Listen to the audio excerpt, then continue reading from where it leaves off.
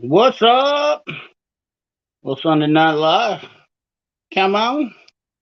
Come on. Come on.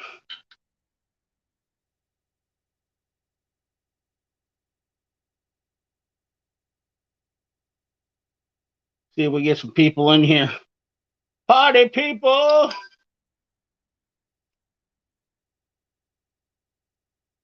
I'm gonna turn these him haws down. Come on. I gotta get my tablet all charged up here. Didn't have it on all day. We got Matt and Alfred. What's up? More Armstrong stuff from Crape. Hell yeah. Can't beat that. Let's see how many people we get in here tonight.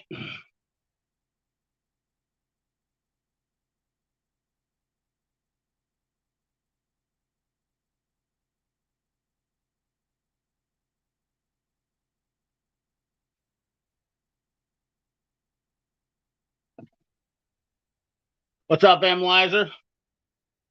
We're gonna see if we can get a few people on tonight too. How about that? Where's this thing? We got Lucky Marinez, Black Death 32. What's up, brother? Henry's right here. He is currently not feeling the best.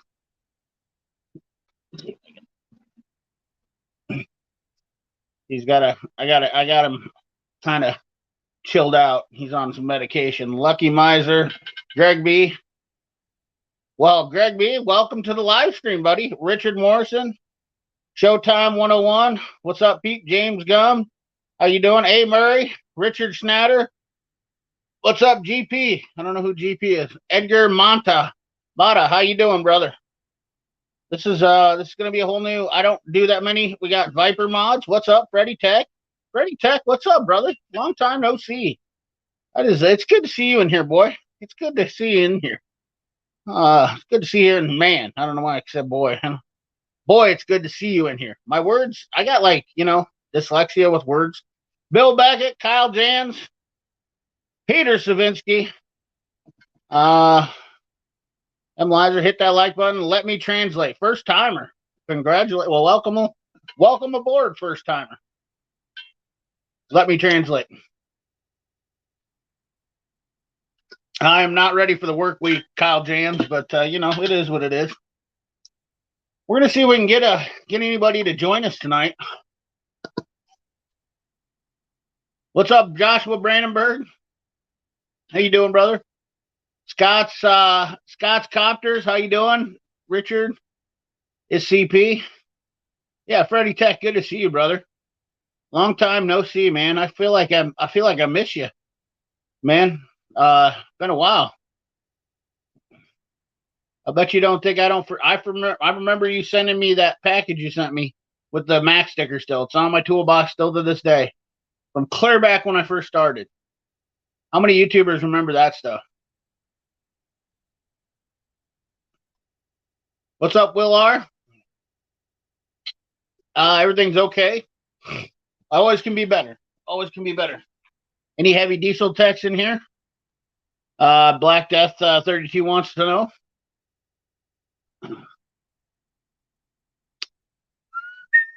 We're going to talk, obviously, you guys see the title. We're going to talk about the old best ratcheting wrenches and possibly the Project Farm video. We need more pew pew content. I know, buddy. It's coming. Trust me, if I had the time, I'd be making content all the time for a lot of different things. I would love to. I need is a cameraman and somebody to edit for me. What's up, Henry 3R? Guess just me then. No, there's some guys that will come in Black Death. You'll have to ask later once we get going on the stream here pretty good. We're gonna run out to the shop here too. I need to take this heater out. And I've been doing some stuff this weekend. I haven't been on YouTube all weekend. I watched Project Farm's video this morning. It's all popped up when I opened my phone, so I watched it. But I thought it was pretty interesting. I don't know if any of you guys watched it, but I thought it was pretty interesting, to say the least. Just curious What's your guys' opinions about your best ratcheting wrenches? I'd like to hear what you guys find to be your best ratcheting wrenches. Now, I don't use snap-on ratcheting wrenches, but I have my opinions about ratcheting wrenches. They're kind of subjective, but I thought it was an interesting topic. I noticed some things on that video that I thought were pretty subjective. What's up, Chef Shade Tree? Howdy. Checkmate. What going on live on Sunday tonight? Good to see you. Yeah, absolutely. We're just trying something different. ADHD projects, not gear wrench. Yeah. I thought it was kind of interesting that he got the results he did out of gear wrench. But there's a lot of wrenches out there. Mac Precision Torques. Yep. Will R. I use gear wrench 120 XT's. Been holding up great. Awesome. I have not used the 120 XP gear wrench, but those are the longer ones only, aren't they? I'm curious. I have never used those. So you have to educate me. If I say something out of ignorance, excuse me, please. For the 120 XPs. The X-frame, Jim Bob, the X-frame wrenches were, I've heard a lot of people complain about them breaking, so I thought it was interesting that he said that those were really good. Mountain, yep, they're longer. Okay.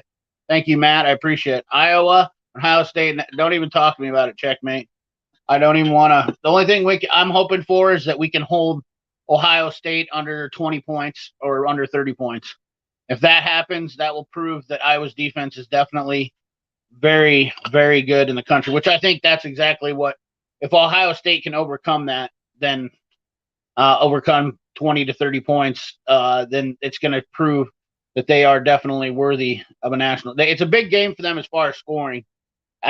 They're definitely favored to win. So I don't want to get on college football too much, but you guys know I'm a big Hawkeye fan, so we're not gonna talk about football too much. But they've got the 123 XP standards links as well. I haven't used them though. Yeah, I probably should check those out. I have all gear wrench and have served me well. Absolutely love the double XL Bach wrench is my go-to. Yeah, a lot of people do those, Chef. My Matco wrenches are awesome. What's up, Corey Ute? I want to get a few people on here tonight. I'm tempted to throw a link out in the chat just to get a few of you to come on and have a conversation. We're gonna go out to the shop. Good. Just had to bring it up. No, checkmate. Trust me, I'm a college football fan first. Listen, checkmate. Just so we're clear, I'm a college football fan and I'm a realist always throughout everything. This should speak volumes. I know some of you guys don't want to hear about football talk, but this should speak volumes for my personality. Is that I'm a realist and I understand.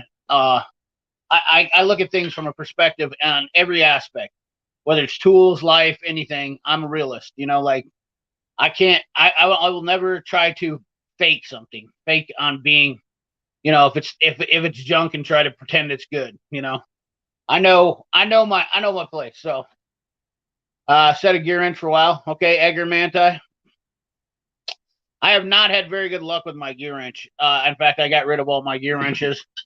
I didn't like the open ends though. That was my biggest problem. Probably the gear wrench end on them, I guess I never really had a problem with. So I guess I really have no complaints on any of the gear wrench end of the gear wrenches, the the ratcheting ends, I should say. I keep calling them gear wrench, but I've never had any problems with any of the ratcheting ends of my gear wrench. But on the box ends of the wrenches, I was never a fan of, which I was quite surprised on his test. And I also noticed a few discrepancies. Besides single 3/4 Master Force from Menards, I'm not a big ratcheting wrench guy, so I really am interested in this stream to hear. Yeah, absolutely, Richard Morrison. That's why I thought it would be a good stream to have. You know, because I really wanted to kind of, you know, I think there's definitely a opportunity here on this, and I kind of wanted to brainstorm to make a video. I have a video idea in the back of my head, but I also wanted to come to my subscribers and talk to you guys and kind of get a feel for some stuff, because I think this is an interesting topic, and I think there's a lot of different angles you can approach this for looking at ratcheting wrenches. If you guys get what I'm putting down here. But in order to do that, I need your help, because I want to definitely come at this in the right way. I like Cornwell wrenches. I do too. They are made by Cabo, so there's a lot of different wrenches, which I was kind of surprised that their test, Project Farm's test about that. I only used the close in.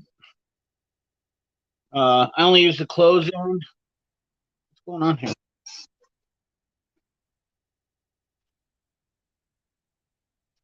I only use the close in, and I live down in Texas where we hardly see any rust. Yeah, I still think yeah, Edgar, I think that's exactly where I am with most. I never realized, or I guess I never really talk about that, but you're absolutely correct about that. Using the close end is really all I use a ratcheting wrench for. When it comes to using an open end, I definitely grab my Mac Precision Torx standard combination wrenches. So that was definitely something that I never even really thought about until after watching this video. Is that almost instinctively I grab the open end of a better wrench inherently. So definitely did. What's up, Bob S? Video putting it. Hopefully, I'll be putting it up tomorrow. No, I didn't see the CP. I did the video on the PT wrench. Okay, cool. I'll be looking for it. My Matco snap on a blue power, even my platinum or extra long spline drives. I've had the Matco ratcheting wrenches, love them, down to Gear Wrench and Husky. Interesting. I have the SK X-Frame Craftsman's from 1990s. Okay. 115 Tower of Power. I don't know what that is. They should test Tribus. Oh man, you nailed it right there. I don't think we even need to bother with that. Old school Craftsman stubby locking flex head wrenches. Yes, those are Armstrongs. Those are bad to the bone. And in fact, I have a couple sets of those now. Really wish there was a Mac dealer around me, right? Andrew Robert.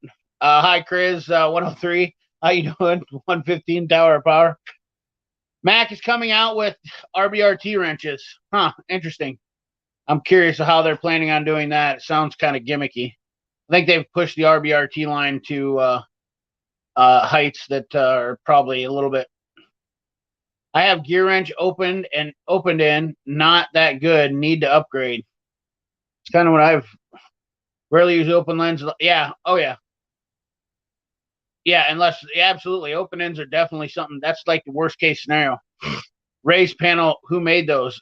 They were made in America by Craftsman, ADHD product, and they're not. I never did like them. They were really soft. X frames is you can't reverse in one direction only. Yep. Yes, I do. 115 Tower Power. Yes, I do. Mercury 115 Tower Power outboard engine. Oh, I think he's talking to header bolts. I must. Yeah. I run one Tower Power.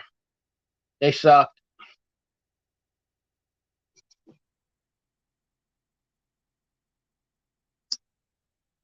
Well, I think we're going to try to get some people on here. How should I do this?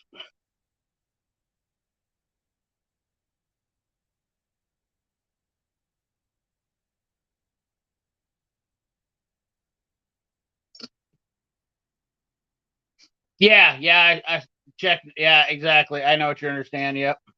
I didn't even think about that. So yeah, Chris, I got you. I have the snap on that work great for me. Yep. I have some snap on, but they're not the good ones. I'm with you, M. Liza. Hardly. Yeah, absolutely. I think that's definitely a pretty common practice there. Like Chef and M. Liza are saying, a lot of guys are saying using the open end is definitely pretty. It's almost scary. I mean, I think that's definitely. What's up, Tim Windsor? How you doing? On alignments, yeah. There you go. That's understandable. There's what about I use open ends obviously, but I use thin wrenches on brake bolts. What are you doing? Shock bolts. What else do we use open end or open ends on? Sometimes you got double nutted stuff you have to use them on. Sometimes under carburetors where you can't fit. The ratcheting wrench is obviously thick. So yeah.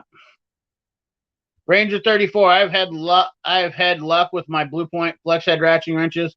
Coworker used gear wrench and they get very loosey goosey at the flex point. Yep. I've definitely noticed that. Duramax tie rods, yep. Actually just got some long V groove wrenches from Harbor Freight just for rod nuts. Interesting.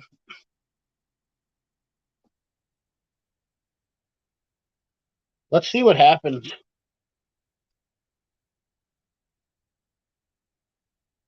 Anybody interested in coming on and joining me?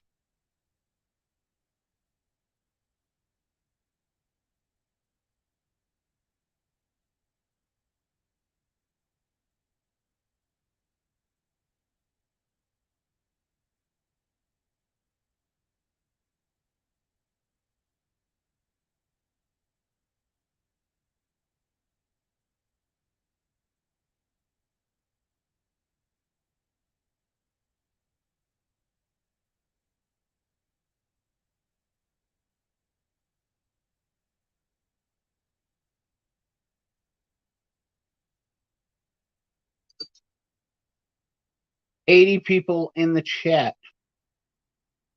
We got about 20% to charge on this, and then we're going to run out. But I want to see if I can get some people on because I'm going to go out to the shop, and I want to look at some stuff and talk about some stuff. Looking to get some people to join me on the live stream tonight. That's really what I'm looking to do because I want to get more than just my opinion. I want to have a discussion going. I want to see if we can load up the panel with about 5 other guys besides me. I would do burnouts. What's up, 7-6 Starship?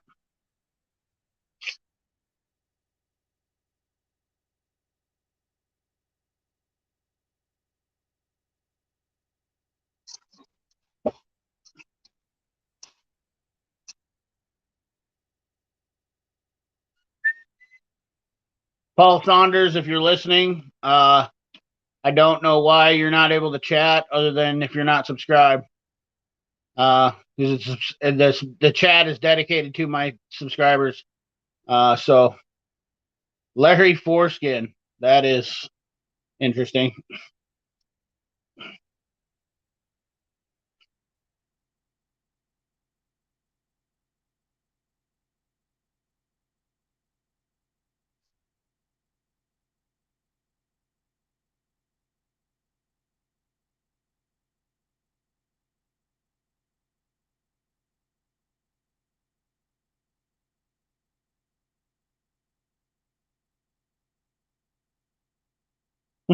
I don't know why your name is that, but holy smokes. I'm exhausted. Helped 2 people install wood stoves today. Oh, there you go, Paul. You're in now. What's up, Everyday Fleet Tech?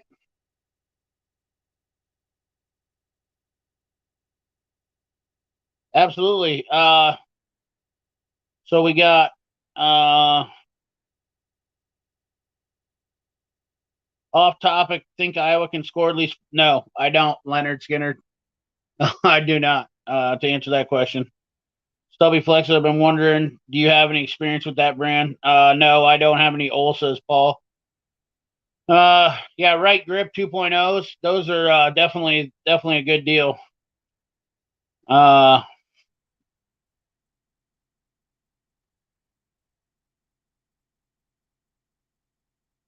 What's up, Everyday Fleet Tech? 123 Dial Master. Yeah, we're looking to. So I'm going to. Let's see here. I got to get back here. Larry Foreskin, if you can send me an email to cpthetooladdict@gmail.com, I will add you to the stream. I'll send you a link, add you to the stream. But yeah, we're looking at. So that means we need 4 other people to join the panel tonight. We're going to try to be on for an hour or little over. So, yeah, what's up, Don Master? 6-sided flathead wrenching wrench. Yeah, 6 points are definitely nicer, but they also are subjective too because you can't usually get on the nut as easily as a 12-point wrench. So there's another catch-22. That's why I have several different brands. Andrew Leitz, what's up, brother? Yeah, so we got 5 people, or we got 2 people lined up. Let's see if we can get a. I know, Paul. I don't know why it wouldn't let you comment. That's weird. Uh, yeah, you're right, Chef Shade Tree. That's and that's not going to happen because they already said they wouldn't. But that's a whole nother topic. Trust me. I'll be surprised if they get 7 points. To be honest with you, I have no faith in our offense. Period. I have no faith in our coaching because they won't change. They think that they think that there's nothing wrong. Anyways, we got to stick to the topic. So send me a email to cp the tool addict at gmail.com, and put on there, title it for the StreamYard or for the title of this video when you send me an email, and then I will send you a link. So who was the first to have 6-point ratcheting wrenches come out? That's a good question. If you know, let me know. I don't actually know who was the first person. So Gear Wrench was the first person to have ratcheting wrenches come out, but I don't know if they had 6-point first. I do know that.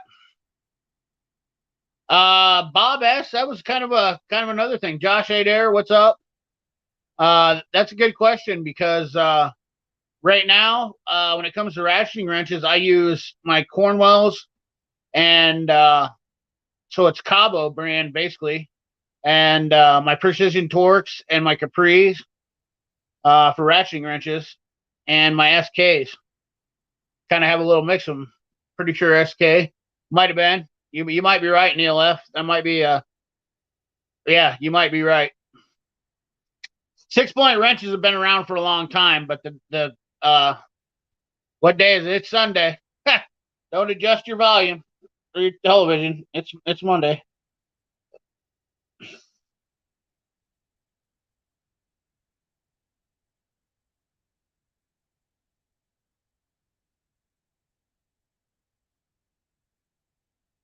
Once again, we are looking to add people to the stream. I repeat, I am looking to add people to the stream. Please email me, or you can Instagram me. If you don't have an email, Instagram me at cp the tool addict at gmail.com. And I want to get some people on here and have a little discussion about ratcheting wrenches because this is definitely an interesting topic.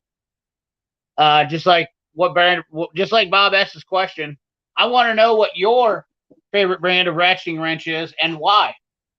And I'd like to get a couple people on here to discuss that who have some input.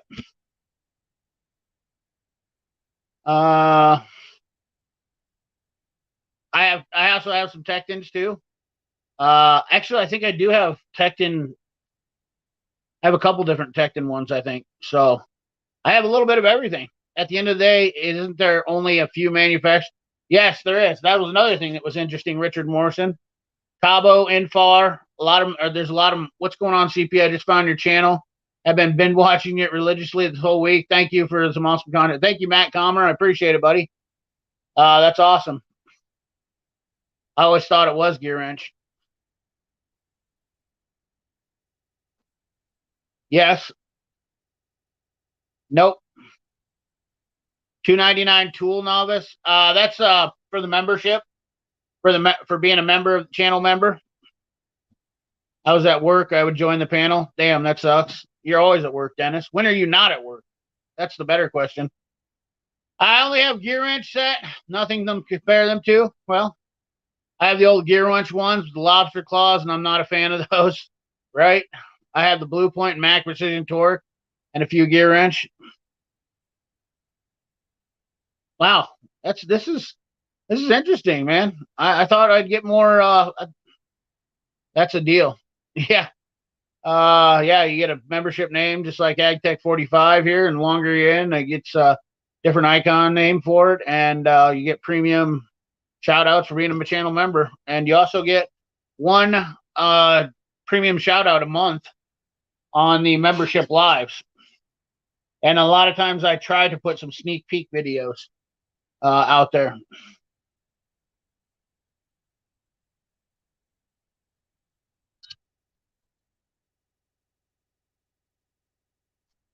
That's charged. We've got 15% to go before my tablet is all.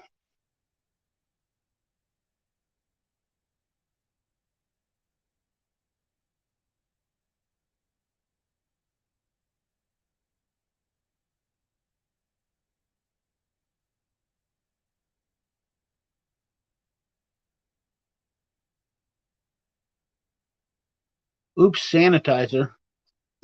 I don't know what that means. I don't know what that actually means, actually. Gear wrench only because it was code effective and got the job done on my Jeep. Okay. I had the Macto offset wrenching. The small sizes were 6-point. My good tools were stolen. Couldn't get the Tecton ones. ATM, they're having supply chain issues on them last I checked. I'm trying to decide what to buy. Well, I definitely think that that video. So first of all, the worst part about that video was that SK is obviously out of business now. So it's like, why would anybody buy SK? Second of all, that other thing that was just mentioned about Tecton having supply chain issues. Ratcheting wrenches are definitely probably a little bit tough to come by right now. What's up, Mid Atlantic? How you doing? Being a mechanic supports CP and helps him make great time. There you go.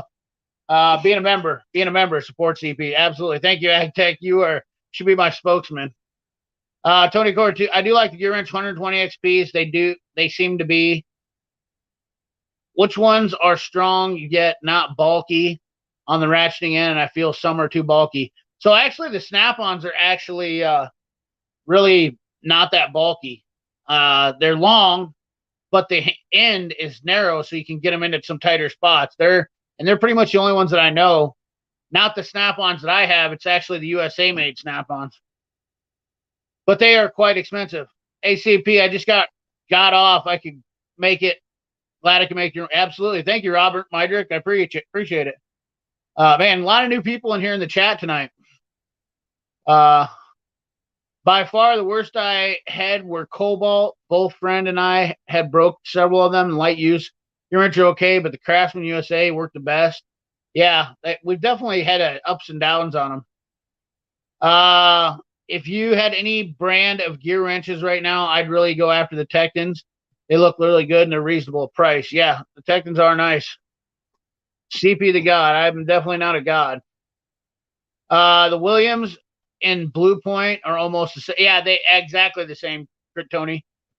Ratchet wrenches don't make them anymore. SK G Pro Spline.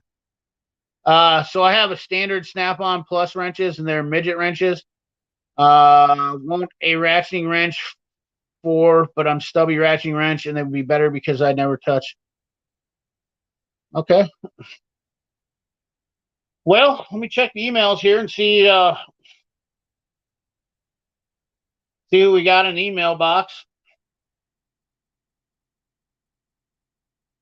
Any takers? CP the Tool Addict at gmail.com to join this stream tonight, right now. If you want to come on live and discuss this with me, I would definitely love to have a discussion with several guys and talk about this further. And I'm going to go out in the shop here. We're going to pull out a few ratcheting wrenches. We're going to talk about them. And we're going to kind of get some opinions and talk about this stuff. And I'm just curious, as a lot of you guys might be yourself, on a lot of people's opinions on this. Speaking of SK, they used to be my favorite screwdrivers. Unfortunately, not the same anymore. Yeah, you're right.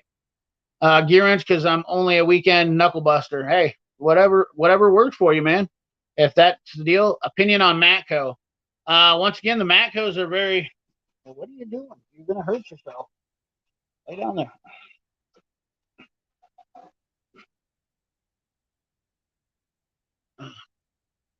Yeah, the Matcos are very similar to the Icons, the Carlisles. So, in your opinion, which reversible ratcheting wrenches are the best, and which would be the best on a budget? Man, I'll tell you, that's such a tough question.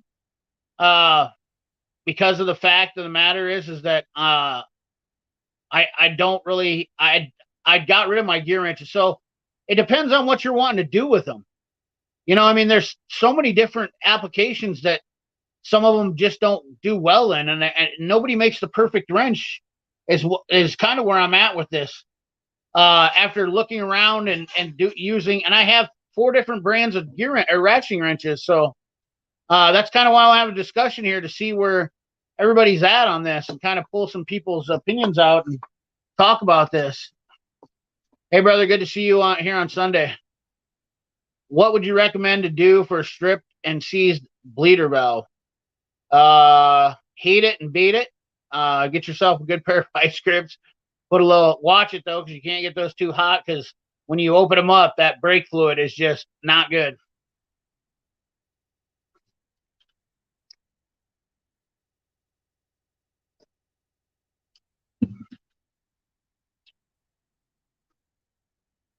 Yeah, that definitely sucks. I'm surprised how many people are mentioning splines. I personally can't. I can't either. Gets the bolts in them stuck. I'm not a big fan. My in-laws are coming right away. Yeah, kind of a deal. Got the Capri 100 Flex head mystery bag.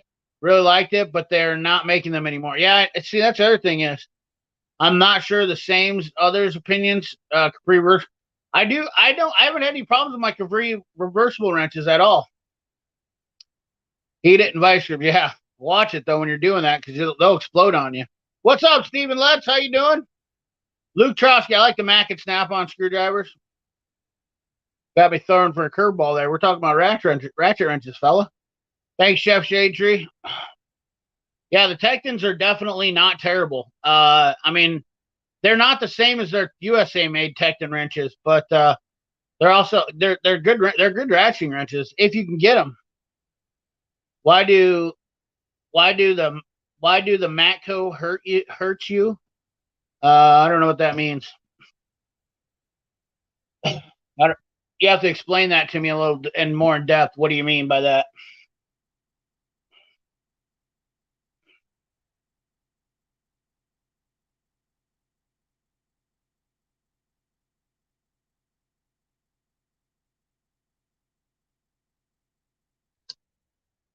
I tried heating it, but I only have access to a butane torch. That's about as far as you really want to go, though, Robert. If it's stripped out that bad, you're probably gonna have to drill it. Most times, what I do with them is it sure makes an oversized bleeder screw, and what it does is it's a kind of a self-tapping bleeder screw. So I drill them out. Don't go too deep. Drill them out, and I'll be honest with you. The other thing is usually I just replace the caliper. 9 times out of 10, it's the calipers are cheap enough that I'm just like, screw this, it ain't worth fighting it. But you definitely want to pull the caliper out, take it off the vehicle. I know if you're trying to avoid bleeding, not bleeding them, that's probably not going to happen at this point if you got a strip bleeder screw, but sure makes an oversized bleeder screw that's kind of a self-tapper. So you drill them out and then you just put those in.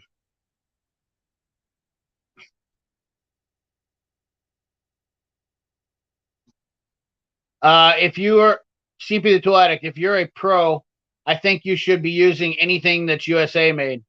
No, I don't use everything USA made. Is reversible the way to go? No, I don't. I'll always use reversible ratcheting wrenches. Neither. I'm not a fan of spline drive ratcheting wrenches. What's up, Randall Cook? How you doing? There's tons of tools that are made in other countries that are absolutely great quality. Japan is absolutely Danley, Robert. You're 100%. The tool quality has definitely went up. Like I always say, your top tools are now. There's different tool manufacturers from Japan, Germany, USA, and Taiwan. Those options are definitely nothing to be sneezing at on sometimes. Matco are not much different than the Flex Head Icon, except Matco has straight ones. I got the Matco set, $200, not worth it. Robert, heat it up and then spray it with penetrating oil a few times and then vice grips. Butane is not. What's up, Brian Meadows? CP, I had to double check this wasn't a Russian hack.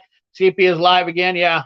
If I heat bleeder screws, I'll unhook a line, Yeah, absolutely. Definitely want to watch out because that's the you don't want to get burnt by hot brake fluid. I don't trust spline drives. Do you like the open end wrench, round inside, or 6 point? 6 point, definitely. Capri wrenches are decent. Yeah, I've never had any problem with the Capris. What's up, CP? How you doing? Hey, what's up, OG Scuba? What are you doing over here? Lay down. What's the matter? What's the matter? What's the matter? You want your meds? Just lay down, buddy. You're gonna hurt yourself. No, you're not in good shape, man. You got to lay down. It's hard to control a dog who wants to not control himself. Here's a here's a he's a pistol.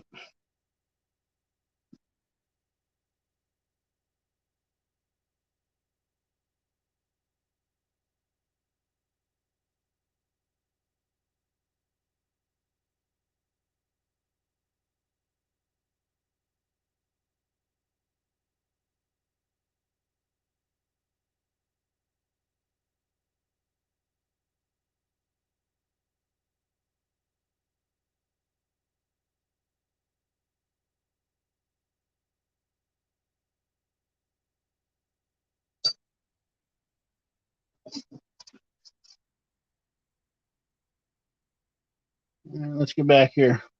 Any idea when the Texas Craftsman plant will be start producing hand tools? They've already started producing hand tools. They just haven't released them to the public, and that's actually on their webpage. That's kind of thing I wouldn't. In fact, I figured that I think they actually said they had like 70 employees there so far.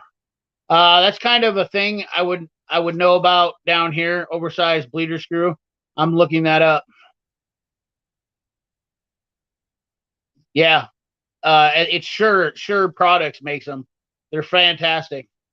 Can you bleed them through the banjo boat? Sometimes you can get away with that, but it's not usually that simple. Uh, Drum brakes have a banjo bolt. That doesn't always work.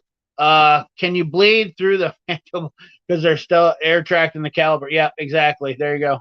You can't exactly, Daniel Robert. You can if it's got air in the lines, you'll get away with it. But if it's in the caliper, you're screwed.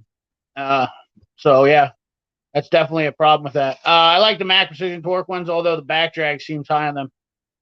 That's another thing that I never really looked at.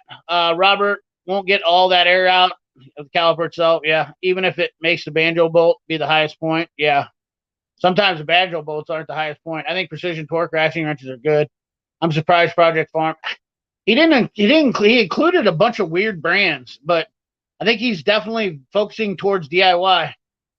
Who makes the best crow's feet, man? I don't know, Dennis. I've never. So I'm sure the Snap-on ones are pretty strong. The Tekton ones are not that great. I actually thought I've heard a lot of people that like them, but I don't use crow's foot enough to. In fact, using a crow's foot is almost like a sin too, because you're using an open end wrench. On that's like another highly not. Most diesel guys probably use them more than I do. Map gas and plumbers B tank has saved many times. Absolutely. Tektons are awesome ratcheting wrenches, but they're hard to get right now. Absolutely, Freddie Perez. Yes, Robert, you can. I've done it through a banjo bolt. I've also bled through the line. Sorry, boys. I'm a snap-on ratchet wrenches all day long, waiting on them to drop. Hey, you want to come on, OG Scuba? I'll send you a link. I'm looking to get website keeps saying they're not available. Yeah, Tektons are definitely that's a problem. Tektons are not available.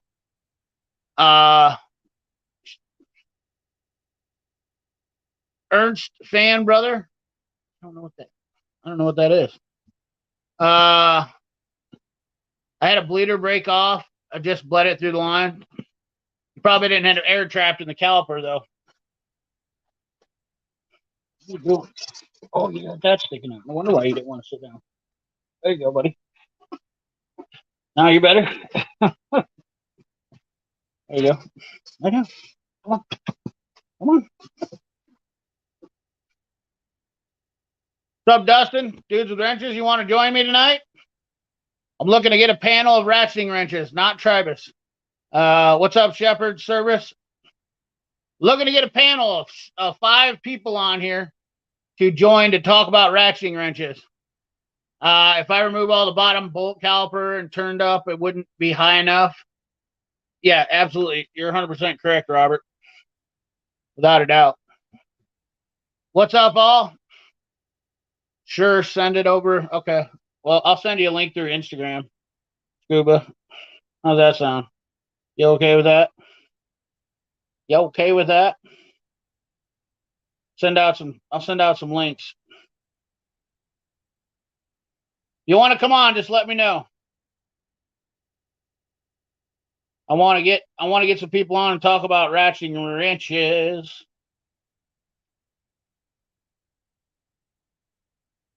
God, I haven't looked at my ratcheting wrench, or I haven't looked at my Instagram for a while, I guess. I have a lot of messages.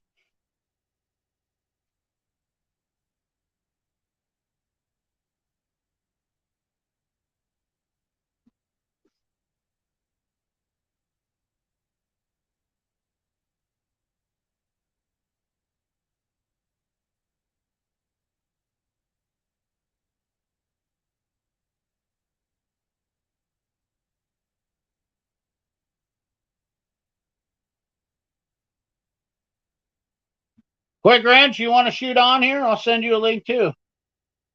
Let's see if we can get a few people on here. I've been meaning to call Quick Wrench, I've been meaning to get a hold of you, Dave. I've been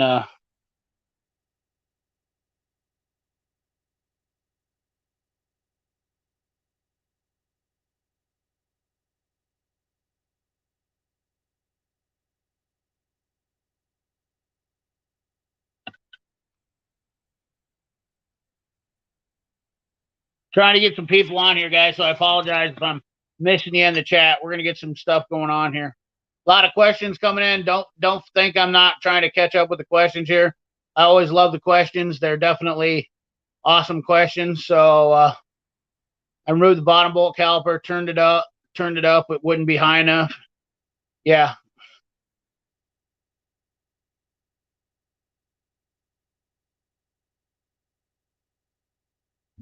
Hey CP, what's up, Doc? How you doing? Do you use carbide scrapers? Got some pins? Yeah, I love the carbide scrapers. That's pretty much all I use when I can. Problem is that they're not. You got to watch what you're doing when you're using them, because they'll take off material, especially on aluminum. So they're definitely, a lot of people don't. Pitch Park is a bee's knees.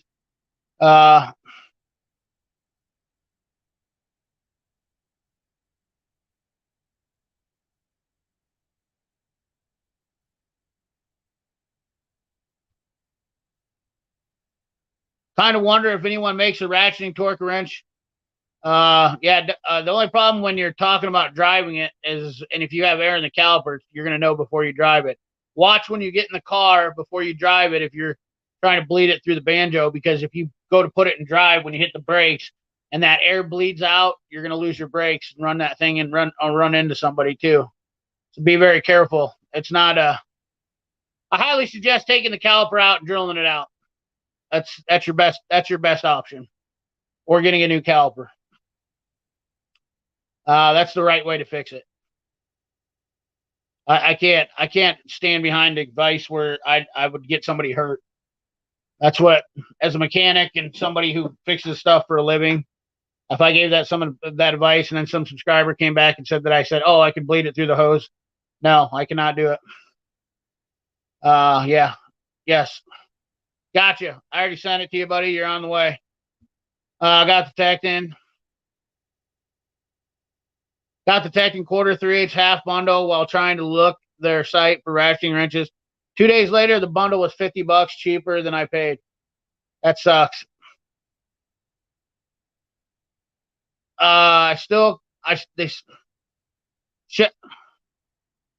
Chef says he is Pittsburgh all the way. Got him. Just let me know. I sent it to you, buddy. It's already sent. I sent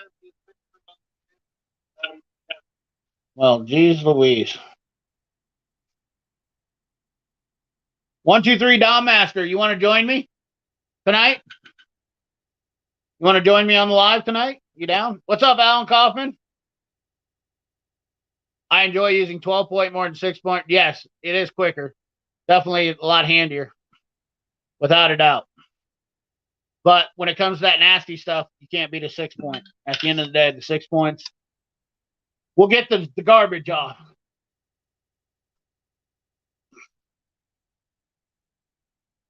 Oh, my mouth is dry.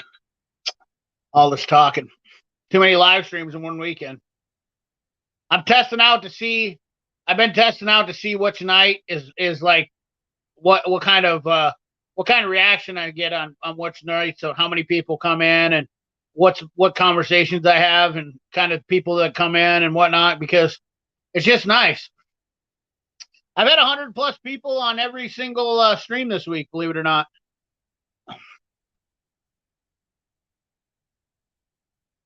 Yeah, kind of. I didn't really like his testing methods, Doc. Curious about look at this. Look at this fella right here. What's up? What's up, fellas? How you doing? What's your what wait a second. We got Snap on Scuba. Snappy Scuba. What's up? What's going on, man? I'm curious, Doc, when you watched that video, did you watch the Project Farm video by any chance, Steve? I did not yet. Okay. Well, let me ask this question to Doc real quick. Doc, when you watched the video, did you notice his bead? So he set up. Cool live.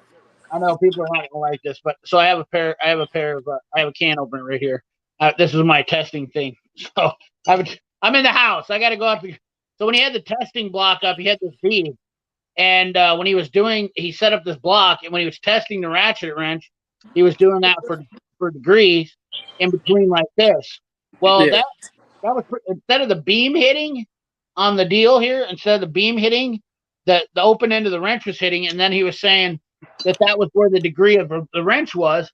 And I thought to myself, well, if your beam or if your open end is bigger on a different wrench or a different side, or if they're reversed, you're not going to get the same result on every time. So it was kind of interesting to me that he did it that way. And I just was curious if somebody else would test that, you know? And then a couple other things that I noticed, that he used a nut and then he had it barely onto the edge. He put a washer behind the nut on a rusty nut so that the ratcheting wrench would only touch the leading edge of the nut or the bolt head or whatever. And it was kind of, it just seemed weird to me, the test. Yeah. I'm like the Cornwall knockoff mountain wrench and links and said, yeah, absolutely. I do too. I agree with that. It's a tool thing. Got to skip twice. It's okay. I still love you, CP. I don't know what I thought you were talking to Chef. Oh, you weren't talking to Chef. Still have stopping ability. Okay. Robert, I wasn't trying to skip you, buddy. I just thought you were talking to Chef, and I love you both. Okay. Listen, I can't be everywhere at once. There's 108 people in here. I'm doing my best. All night streams are perfect, CP. Yeah. Trying to find a good combination wrench, 20 millimeter bigger. That's not an arm and leg. That you could probably talk about that. Do you have 20 millimeter bigger wrenches, Steve? Yeah. I mean, ones that don't cost an arm and a leg that I would trust, I would go with like a Capri and a bigger wrench. If for not cost. So, I think Texan might be the only ones that have those. I think Capri goes up to 24, don't they? Oh, do they? Okay. I think so. But and Tecton would be another one I would trust. I have gear wrenches, honestly, in that bigger size. The non-reversible gear wrenches in the bigger sizes too. Yeah. I've never had any problems with those for those bigger sizes, but I'm not really beating on them bad. You know what I mean? Like, so I think, and then of course my precision torch go up to 32 millimeter. I use a combination wrench. For those bigger ones, I've never really needed a ratcheting wrench. Yeah. I mean, the only wrenches I will say that are from the premier, whatever tool truck brands that I wouldn't suggest is those Power Blue ratchet wrenches. Blue. Yeah, they're the Cornwell off brand. Oh, you're talking about the Blue Power wrenches. Yeah, Blue Power. So no, I have the Blue Power ones, the straight handle the ratchet, but I'm talking about like their ratchet with the closed box end. Oh yeah. I got a set of SAEs from them, and they're like double box. One's an offset, and then the other one's a ratchet, and they are horrible. Yeah, I can see that. Yeah, you really need to tell if the brake lines are spongy not even before putting them back on the ground. Yeah. Oh yeah, for sure. Yeah, absolutely. Was about to watch it. I appreciate that, Chef. Was about to. Hey, go watch it, Wild String Dom, and come back and talk to me in the chat. No, you're not gonna hurt my feelings jumping off to go watch it. Watch it, and I just want to hear people's opinions about it because it was an interesting video. There was a couple things that I just was like, I mean, I get it. People love Project Farm. I mean, he's got millions of subscribers. I'm not knocking the guy. I'm just curious about some of his testing methods. As a mechanic, you know what I mean? Like Steve, you get it. I know you get it. Like we as mechanics, we have to put ourselves in the situations that are not like the testing, like the torture testing. Yeah. We don't put ourselves in those situations every day. A ratcheting wrench. Not even that. I don't know about you, but I'm not gonna push a ratchet wrench to the limit where I bust my hands open after it lets loose. You know? Exactly. We're not going to see if it goes to 500 foot-pounds because you're going to get hurt. I mean, that's just it. If it's that tight, I'm grabbing a long ratchet, or I'm grabbing a wrench extender or something of that nature. I'm not putting my hands where I'm gonna bust my knuckles on the side of a car. For what reason? That's all experience. That comes with it. That's experience, right? Because you've done that. You've been there and done that. Where you've been right? I mean, that's the bottom line. Right? I mean, like, you've been there and done that. That's the whole point, and that's exactly what I am too. I don't work harder. I work smarter now. Yeah, that's when we were young and dumb. Right. For sure. Absolutely. Trying to prove how strong we were. Absolutely, dude. You are 100% spot on that. So it's that's one of the reasons I really like Torque Test channel, because the way they do it, they kind of eliminate any of the like questioning their mode and how they do things. Yeah, and that's just it too. Their wrench video that they did was definitely a lot different as far as how they did the testing. Yeah. I agree with you. They definitely kept it less subjective, based on gimmicky testing procedures. Which, once again, I don't want to knock Project Farm because he's a great guy and he has a great channel. And I'm not here to say I'm smarter or better than him because he's obviously a very intelligent man. I mean, the dude, he builds some stuff that's really great and he does some really great videos. But when it comes to like mechanics tools, I think he misses the mark a lot of time. Like his cordless tool video, he missed a lot of the key points that mechanics look for in a cordless ratchet.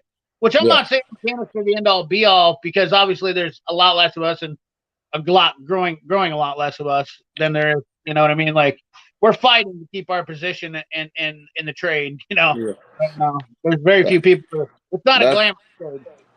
That is the truth, man. It is finding quality and trustworthy technicians is becoming harder and harder. Yep. Especially with now, I feel like now you got a lot of guys. What they're doing is they're, and it's no knock on them, is you get a lot of these guys. They're going and they're buying these $600-$700. They're going to Harbor Freight, spending $700 on tools, and they got a whole box full of tools, and they think they can just fix anything. Yep. Yeah, I do. I absolutely agree with that. The last best tool. That was a great point. You see what he said there? Yeah. YouTube is a circus and expect some client. It is definitely really, really, like, to have really good information and try to be honest on YouTube. It's almost YouTube promotes you to not be honest anymore. It's kind of a bad deal. I notice it's getting worse. Scuba nailed it. There you go. If you have to put a cheater bar extension, or absolutely. I'm trying to catch up in here, guys. I know I got a little bit behind. I just want to go here. Andy P, good to see you, buddy. Randall Cook. I love my gear wrench sets as well. My big wrenches go up to 50 millimeter and 2 1/4. Yeah, that's insane. Larger combo or Sonex and Tecton. Yeah. There you go. Yeah, we're still talking. I'm over the brakes right now. For non-ratcheting wrenches, I use clutch, tool cheap, and then behind them 1-inch impact, almost daily basis. Yep. Gear wrench up to 24 millimeter. Love them. Yep. My favorite big wrenches are ATD. Yeah, they were ATD ones. ATD wrenches. What's I up, mean, bro? for anybody, my other thing is if you're out looking for big wrench sets, definitely hit marketplace and the second hand, because Oh yeah, you'll find those all day long for cheap. dirt cheap. You're 100% right, dude. That is Because another. That is definitely another awesome point there. I do work on cars for living and industrial environmental mold maintenance. Really never had any situation where I needed ratchet wrench. Yeah, there you go. See, that's weird. A couple guys said they don't use ratcheting wrenches, and that blows my mind. That's kind of an interesting comment that I see in here. Uh, I didn't really understand that. I could see where you wouldn't need to. There'd be some guys that wouldn't have to have him, but I man, mean, I I could use I about use him. them I use a ratchet wrench every day, at Oh, least absolutely. once or twice a day. Uh, let's see here. Andy P. I have double wrench. My gear wrench and older ones held up. The flex head gets loose. Yeah. I that's I honestly got rid of my gear wrenches. I literally got rid of them just because of the open wrench. And I should have said more. I said more about that. I never had a problem with the ratcheting in on those, but yeah, you use ratcheting wrenches for higher torque applications, anyways. Doesn't make sense to get through majority of wrenching with rat. Yeah, there you go. Randall Cook nailed it with that comment right there.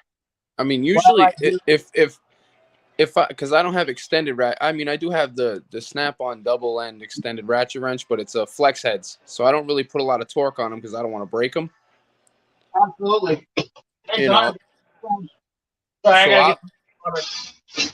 I'll use my extra long wrenches to break them and then throw a ratchet wrench on.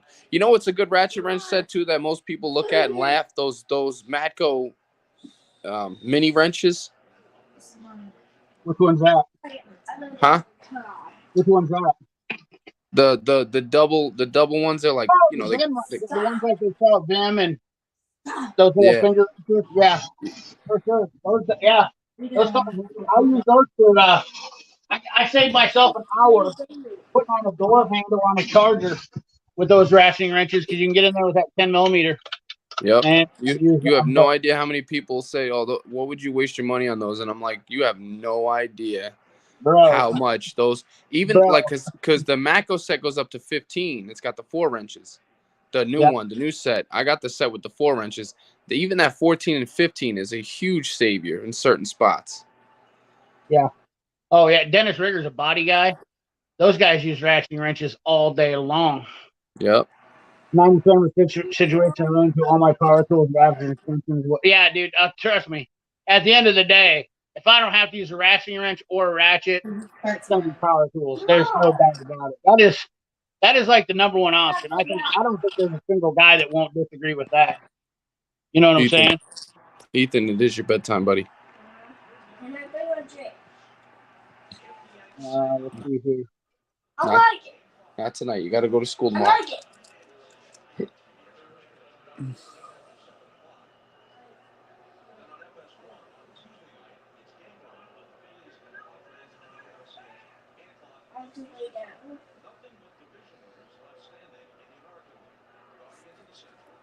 I gotta get my phone shut off for some reason.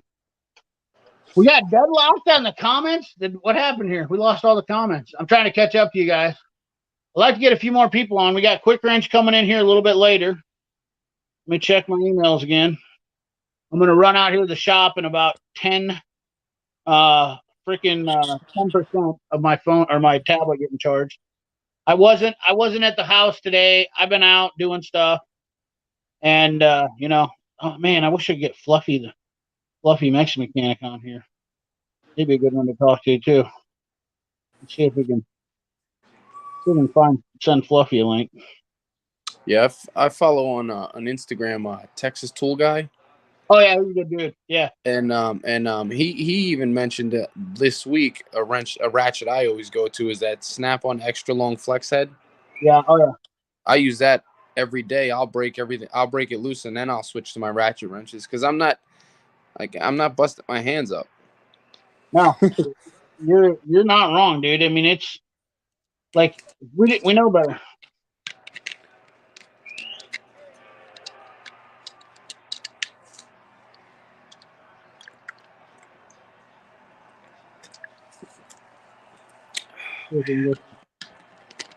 Sorry, guys. I know some of you are in here. I agree. I agree. You need to go to bed. Yeah. Yeah. We use our. My son being a smart ass. He don't want to go to So sleep. if you guys don't know, Steve owns his own shop now. You are you're you're a shop owner, and he might fall asleep on the live. He has before when he's come on because this dude puts in some serious hours. Oh Going no, down. I'm rested today, man. I didn't work today, so. Okay, yeah, this is a good day for you to come on. Then better than Friday. So you're Yeah, not no. all up. Friday you get me for about 30-40 minutes, and it's. Yeah, no, I understand, dude. I get tired on Friday too. Trust me. We were doing we did a, because my fishing buddies, we did a live stream, and I fell asleep on that stream for 45 minutes. and they just ran the whole thing and with me sleeping. Yep, I definitely agree. So yeah, Steve-O is he's got a family. He's a hardworking man. He's got a lot of. How long you been doing this now in the trade? I started spinning wrenches when I was like 14. I'm 39 now. Yeah, so you've got 20 years in, easy. Yeah, man.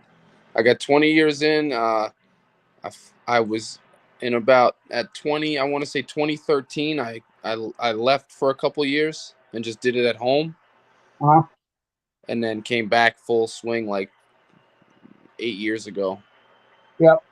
I think a But couple guys have left. I mean, like I left the full time trade. Uh, oh man, 15 years ago, came back for a couple years, and then decided to go out on my own. Best thing I ever made a choice to do.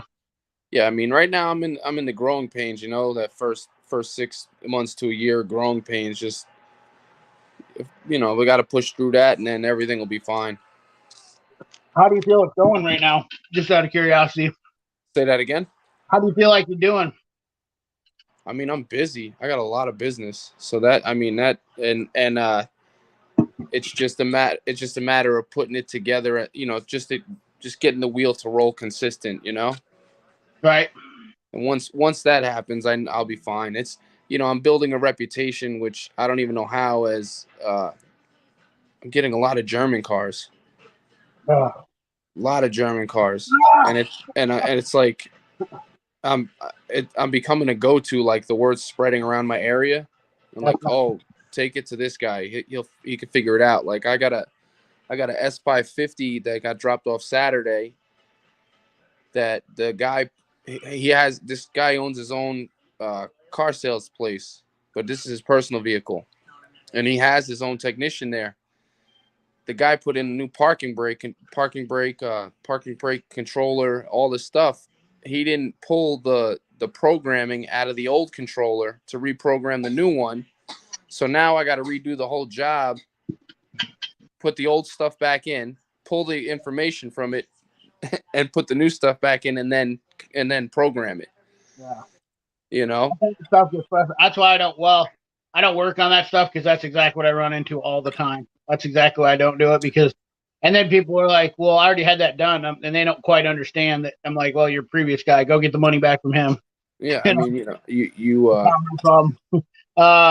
and that's the conversation I have to give him on Monday. Like, look, this is what has to happen, seem to be the same as Snap-on. So the Williams wrenches aren't always USA made. In fact, the Blue Point and Williams are the same, but they're made in Taiwan.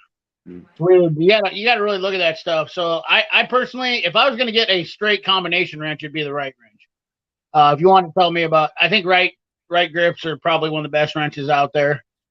Besides buying Snap-on if you don't want to, but their price is not that great. And then warranty, I hear, unfortunately, Wright has had issues with warranty. So yeah, man, if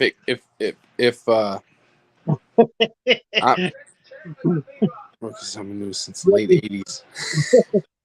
Andy, Sorry, Andy. We can't all be 50, you know. I unfortunately I talked to my parents and I said, "Why didn't you guys have me when you were 12?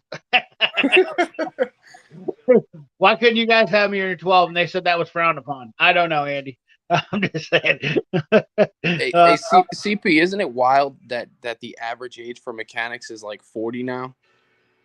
Yeah, Isn't it that is. wild, man? Yeah, 40, 43, or 42 or 43. I just seen this, and I was like, "Are you shitting me? You mean I'm the average age of a mechanic now is 43? Like what? When I was started, the average age of the mechanic was like 30. Yeah, I That's mean, it's just like what's gonna happen in 20. Well, you got to look at it. All these. I'll probably ruffle some feathers. I don't give a shit. All these snowflake liberals don't want to work. Chef Shade Tree, the best. I don't use 12 point. Steve will probably comment on this too. I use a impact every time with. I have a 12 point snap on socket that has a extension on it. And that thing zips it right off. And you're not wrong. It is a bastard to break those loose, but I never use a wrench anymore to do those. Use an impact 12 point. That you know what I'm talking about? That 12 point. Yeah. I got that one, and I got the longer one as well. They make them in like 3 different sizes, I think. They did one of those. They make them from Sunex too. There's didn't Sunex make the swivel ones though? Yep. They got the swivel ones, and they got actually some guys have. There's a swivel 12 point too.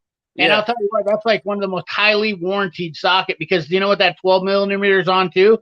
They use them on trucks too, big truck drive shafts. Yeah. Oh, dude, look at this guy. I'm a Porsche tech. A lot of tight spots. Most of the time, I can't fit a ratchet. My Matco ratchet wrenches saves me. I feel like it's too tight. I use my Matco long O offset. There you go. Yeah, those are great. I mean, are very tight. Yeah, they are for sure. Are they the Matco USA ones or the new Matcos? Because the new Matcos are all Taiwan. Yeah. And spline drive. Germany away. Rory Gallo. Dude, I didn't even thought about that. That's funny. That was 100% the fact right there. Scuba, are you a diver? No, I'm not. He's a fisherman. I'm not a diver. I fish. I was going to ask you, how did you get the scuba name in here? From being a fisherman, or no? So when I was, or just Scuba Steve from the movie? It has something to do with that. Okay. So when I was like 13, 14, we used to bodyboard a lot, right? Me, I was real skinny, so I get cold. So I always wore a wetsuit and flip fins and all that shit to, you know, I used to have the hand fins and everything. Because, you know, we grew up by the ocean. So one day I'm coming out of the water. I got my fins in my hand and my bodyboard and one of my best friends is sitting on the beach. He didn't know I was there. And when I was coming out of the water and he sees me and he just yells out, "Scuba Steve, damn you." And from that day it just stuck. So it has nothing to do with diving. That's pretty funny. Well, Doc is quite a Doc is quite the I have a feeling Doc is probably one of the most interesting men on YouTube. Like he is, whenever he does his videos, I literally think of him as the most interesting man. Like I'm dead serious, dude, because you could just tell he does overland camping, does a lot of traveling. He lives in a great area of the country, and he's definitely got some experience being around. He's got some awesome experience being around the world. Me, headaches and computer problems come with people that have deleted. Absolutely. Semi trucks, just fix it. Wish that was simple. Absolutely, Brian Meadows. It's getting so bad out there. I listen to guys comment on YouTube all the time. I'm sorry, but one thing you'll do to piss me off really fast is try to tell me how to do a program repair on a car. Yeah. Tell me how great of a mechanic you are, and you don't even own a scan tool. Like, I mean, sorry, man. My Yankees just won, so I was, got a little excited. I'm watching baseball, dude. We use right tools a lot. Never break one. They're made about an hour and a half for me. Absolutely. Oh, look at this. We got Quick Wrench. What's up, Dave? How you guys doing? We're doing good. We're just BSing. So you guys don't know Quick Wrench. Dave just started his own channel and just doing shorts like crazy. He's just a shorts maniac right now. Dave, you're putting up. What are you putting up? Like 5 shorts a day, Dave? I don't know, like 2. Huh? Like 2. You just keep showing up in my feed all the time. Like nobody else shows up in my feed but yours, and I see yours coming up all the time. I Steve, want to before. This is Steve, Dave. What's up, man? How you doing? I want to try and get into the YouTube thing. I don't have the time, man. Dude, it's. I mean, especially for you. I mean, it's hard enough for me. You with the family, dude. I don't even know how you would. I mean, it's tough. You got to dedicate a lot of time to it. I mean, you can throw up a couple videos and maybe you get lucky. There's always that too. You know, I mean, you could do the shorts thing too because that's also, something that can be successful. The problem is it's just harder to get traction as far as the channel growing in the right direction. YouTube is pushing shorts, so if you start with shorts, you start kind of leaning towards shorts and making videos. Doesn't get then your longer videos don't get. It's kind of a mess. It's just ridiculous. What's up, Nicholas Nasty? I'm 31. I'm the youngest mechanic in my shop at 5 to 10 years. Wow. Oh my god. They make a tool to hold the crank. It helps loosen. Yeah, they do make a tool. So Snowflake. What's up, Andy? You are awesome, buddy. I love you, man. Let's go. I was talking about USA Williams. Yeah, that one right there. I don't have my socks, so I use my dude. Hey, listen. What do you got? You got the new snap-on. I seen that. That's the new one, right? Yeah, my dealer hasn't gotten it. I normally never use a ratchet that's 20 inches long. Yeah, I love that long snap-on. I just wanted to test out the locking mechanism. My snap-on dealer is really cool, and he gave me a really good price on it. Do you have the long snap-on ratchet too, Dave? What's that? Do you have that in the previous model in the long snap-on ratchet? With the lock on it? No lock, just a regular one. Yeah. The 18-inch one with just the flex head? Yeah, it's this is 2 inches longer. Oh, is it? Well, hey, excuse me. Sorry, bud. Because of this. I wasn't trying to size compare here. No, this headpiece is about 2 inches to it for the locking mechanism. I knew it was a different design, and it's got. I like it just because even if you don't like a locking flex, it's pretty freaking stiff from click to click to click. Oh, no kidding. Yeah, if I got one of those, I'd get rid of my long one. To be honest with you, because I mean, I love that long one. And Steve, I think you've got one too. Those are like Those are I mean, I would buy it. And I'm still not going to get rid of my other one. The old one will probably come home. Yeah, but my for some reason we aren't getting those over here on the East Coast yet. They just haven't shipped to us yet. Snap-on's got back orders that are like a mile long. Yeah. It's not Macco, so is Mac Tools. I mean, if you order a toolbox from Snap-on, I don't know about Macco right now, but Snap-on or Mac, you're probably looking at 6 to 9 months out. Yeah, it's crazy. Custom toolbox out. Andy P, if you're still in the chat, would you like to join us tonight, Andy P? I feel like you would be. I had to agree to the terms and conditions that I'm here. What's up, Crystal? How you doing, brother? I've been working on cars since I was 12, right? I've been working on stuff since I was in the womb. Been working on my attitude problem too. It's not. Yes, the SunX driveline, a lifesaver for semi. Brian Meadows, Chef. Listen, Chef, I don't envy you for what you're. I understand what you're doing is legit. Like using those wrenches for that 12 millimeter is no joke. Trust me. I don't envy you for having to do that at all. I know that's all you got, but I'm telling you, if you get a chance, get the SunX one. You can afford that one. Or get yourself a set of double end long box wrenches. That's what he's got. Okay. That's what he's using. I have a set of the Matco 92 reversible. They're 10 years old and they're the best. There you go. I've been working on cars since 12. My only problem with Right Tools is they manufacture so close here, but they're still hard as hell to find. You're more than welcome, dude. Trust me, Doc. I'd love to have you on the live stream some night. Although I don't know that I'd want to talk. I'd just listen to you talk because you're well spoken. I'm not that way. I wish my parents would have had me earlier in life. They were 30s when I was born. They would have had me when my mom was 20. I would have been born in 1958. Hell yeah! What's up, Idletown? Purdy. I want to know Doc finds the time to make Doc. Well, I think Doc puts videos out every evening. He's like, he must have supper and then he does the video. Last best tool. Yeah. Oh yeah. Doc is religious. That's what it's all about though with YouTube. I say that to everybody. Doc is a product of somebody who just sticks with it and does it. You have to be committed. Walter, I've seen a lot of GMs have issues when those ground cables go bad.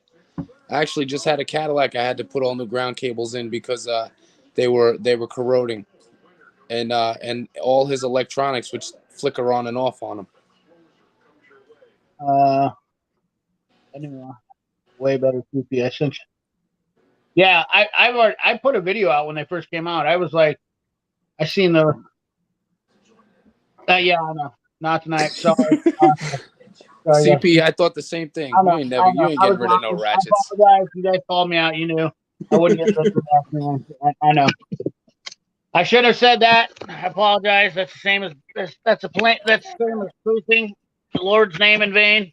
CP will not ever sell a ratchet. Like I said, I'll take my old one and bring it home.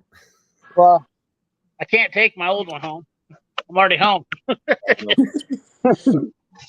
But I can't keep buying ratchets. It just makes a guy's like blood pressure go up sometimes. So you can't help it though. I know. It's crazy. Every time I get on the Snap-on truck, I always open that ratchet drawer and see what he's got. Oh, dude, you look in his used box. That's what gets me a lot of times. I'll be honest with you. I bought a lot of stuff just from the used and repo bin. You know. Yeah. I bought my pry bar, induction pry bar. I would have never bought that thing because they're like $300, and I bought it for $100 out of the repo bin, and that thing is bad to the bone. I'm telling you right now, that is like one of the best pry bars I own. My Mako guy called me 2 weeks ago. He's like, "Hey, I got a bunch of repo tools on the truck." I'm like, yo, yeah, that's messed up, man. But why you call me for it? They're good about doing that. I know you always buying, because it saves some money, but I'm gonna run out. He goes, I think it's stuff you already have, though. I'm gonna run out to the shop really quick here. So you guys keep the stream going real quick while I get moved out there. I'm just chilling like a villain. Where you at? Where you at? A quick wrench? Michigan. Oh, all right. I got a couple of friends. Minutes north of Detroit. Nice. But I work probably about 25 minutes north of Detroit. Oh, at least you're not in Detroit. Yeah, there ain't nothing wrong with Detroit. No, I got a friend who lives in Minnesota. He's saying they got snow already. Yeah, they actually said, "Don't be surprised if we see snowflakes tomorrow. Nothing that's going to stick, but like, don't be shocked. You see snow. Oh my god, it's pretty cold here. Where did the summer go? It went fast. So many projects I started, so many projects unfinished, such as this garage right here. Disaster. I hear you on that too. I wanted to have my. Hey, CP, you still planning on doing a building eventually? Eventually. The world permitting. Yeah, 100%. Yeah. So life. Precision torques. Yeah, those are the precision torques, right? Yeah. Yeah, that's the only. I need to get a flex head ratchet wrench, but I'm like trying to hold out from buying a set because I'm hoping Snap-on will bring back the Snap-on ones. These for bang for the buck when Max got them on special. Yeah, these are hard to beat. I've not had problems with jaw spread. It's nice fine tooth. And pull a gear wrench out of the water. Gear wrench is like the spread. Gear wrench is junk. Yeah, it's junk. Gear wrench is pure junk. It's basically Harbor Freight. Yeah. Well, I mean, we already know what that is. Back in.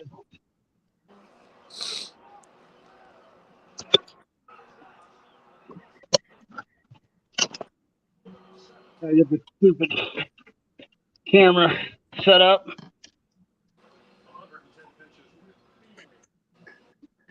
And I apologize. All good, CP. My last week was a rough week for me. What happened? I just kept screwing up my own stuff, being stupid, trying to go too fast. I had to buy one of these guys, and I will say that thing is the best one out. It's the best one I've ever had. Talk about them. They don't like them. I kind of ran over my Power Probe one. I was doing some wiring repair in the back of a van, and I left it by the tire, and I thought I was all done with the van, and I went to go back out, and the van was fine, ran great. Everything, man. I'm walking back in the shop, and like, son of a bitch, there's my I bought a couple different soldering irons, and I brought it home because I'm gonna put some magnets on this. Yeah, I wasted inside of my hutch. The plastic welder on that thing works great. I'm kind of excited to try that. I've never tried the plastic welder on that thing is amazing. I used it to I had a customer of mine, her fog light, they tried to steal it off her car, and they broke the bottom mount on the bumper, welded it right back on with the plastic welder, boom, done. I know Snap-on makes those in two different versions. Yeah. The one I got or have is the 25 to 130 watt. It's the larger of the two. Yeah, I have the same exact setup. But I will say this thing heats up in a heartbeat. Works quite well. Yeah. The heat gun on it works great too for when you're doing like wiring work. I had that Milwaukee soldering iron, which is trash, we all know. And then it burned out on me, and I needed one right away. So my Mako guy sold me this whole kit, the SKP something or another, and that's a pile of garbage. So I know Snap-on doesn't make this. What's the name of the company that makes this? CP knows. The company out of is this start with a P? What name of the thing? Portasol. Portasol. Yeah. And then they made the last Snap-on version that used to have a little kickstand that you could print out. Yeah. Now we're magnetic with the base here. Yeah, man. I love that thing. That's I like because I want to glue some magnets, like I said, across here. Yeah. I can just hang it in the side of my hutch. Yeah, I was wondering why they didn't make that base magnetic. Yeah, it'd be cool if the base was magnetic somehow or another, but then it'd have been another $50 too. Those ultra rare earth magnets. I'll tell you, you guys, if people want to talk about inflation and stuff, I have a Harman Kardon Studio 5 Bluetooth speaker. I bought like 3 years ago, maybe. It was right when the pandemic was hit. I was walking through Best Buy, and I was not going to Best Buy to buy a Bluetooth speaker. I was going to get ink for a printer. And I happened to walk down this aisle, and I saw a special. And a guy at my shop had one of those Harman Kardon Studio 5 Bluetooth speakers. And it really sounded good, had good volume and everything. I'm walking by, and I see it on sale for $99. Originally $199. Do you know their latest version of that speaker is like $499? Okay. Probably the same exact thing you have. Magnets that expensive? I mean, what the hell changed?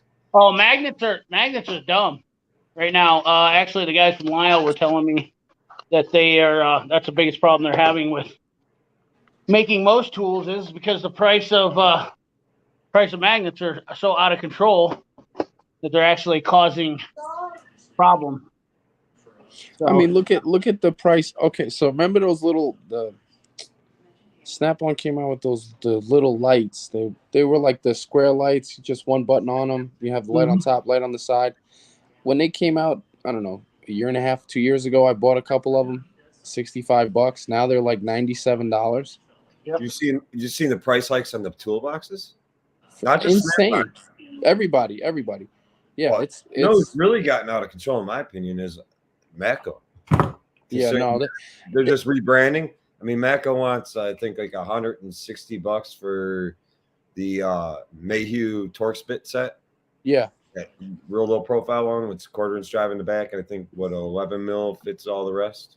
yeah, They're titanium coated. yeah. Well, I mean, a lot of Macos, Mayhew like, for like $90. My Mac dealer sells them for $90 or $105 or whatever, and they want $160 for them. So perfect example. They want $265 for it. Yeah, perfect example is the I think it's Lang makes those capped chisels or whatever. The square handle chisels Mako just came out with. Yeah. And the striking chisels or whatever. And Lang sells them for like $79 for a 3-piece set. Mako has them for $180. It's like for your name and a different color handle. What? Well, I understand certain things that Mako would sell, and they mark the price way up on, say, such as I don't know. It's talk hammers. Everybody seems to want to talk hammers. You buy Mako hammer. Yeah, that is a trusty cook. Yeah, but Mako has a lifetime warranty. Trusty, I think, is a 2-year warranty against defects of craftsmanship. So I think if you beat the hell out of it and you just don't like it anymore because it's ugly, you can't trade it in. So you're paying twice, maybe 3 times off the Mako truck for that trusty cook hammer because they got to eat it and they got to warranty it. Just like those drill bits that are right now just exclusive to Mako from those hyper steps. They don't get a warranty on those. Well, the price because when they do they warranty for you. Yeah. They don't get reimbursed from Astro, so they have to mark up the price to make sure they don't get their asses kicked. Yeah, but Mako will not warranty because I got the set, the Cobalt set with the 3 rows. The 2 bigger rows they warranty. The bottom row you have to buy those. The smaller bits. Yeah, the smaller row of bits you have to pay for those. That's why I like my Mac guy so much. I bought most of my drill bits I bought from my Mac guy. And he would warranty any of them. It don't matter what size it is. He don't give a damn. Yeah. My Mac guy and my Snap-on guy, when it comes to warranting their tools, their theory is, if I ask them, can I get this warranted? Or when can I get this warranted? They say, when do you want it warranted? No, my Snap-on guy's the same way. He'll warranty anything. He doesn't care. He has no... I mean, I've spent enough money with him too. So hammer here. There's nothing wrong with this yet. It's the 32-ounce bronze. I think, 32-ounce bronze, steel shotted, dual face bronze hammer. Yeah, dead blow, whatever you want to call it. It got ourselves a heater here, boy. It's kind of beat up, kind of ugly, but still works. I said, hey, I don't want this anymore. It looks like shit. My Snap-on guy give me a new one. Yeah. You know, you can't do that right now because that's on back order too till like forever. CP, you know that set of chisels and punches you got from Mayhew? That big set? He's got killer set. Yeah, that he got that set for what, like $3.5? $150. Woof. Yeah, you ain't getting it for that no more. But Mako has that same set rebranded as Mako for like $1,100. Yeah, they're crazy on the prices on that stuff. Actually, now it's around $1,300. Yeah, that's insane. It's a little ridiculous. You got to watch what you buy. You know, obviously there's some things that are okay, some things there isn't. But you know, it's just like anything out there. That's why I always do my research. But that's one thing that's really turned me off about Mako is everything they have in their truck now is just rebranded. Everything. It's been that way for a long time. Yeah, but you can't find the Mako USA stuff.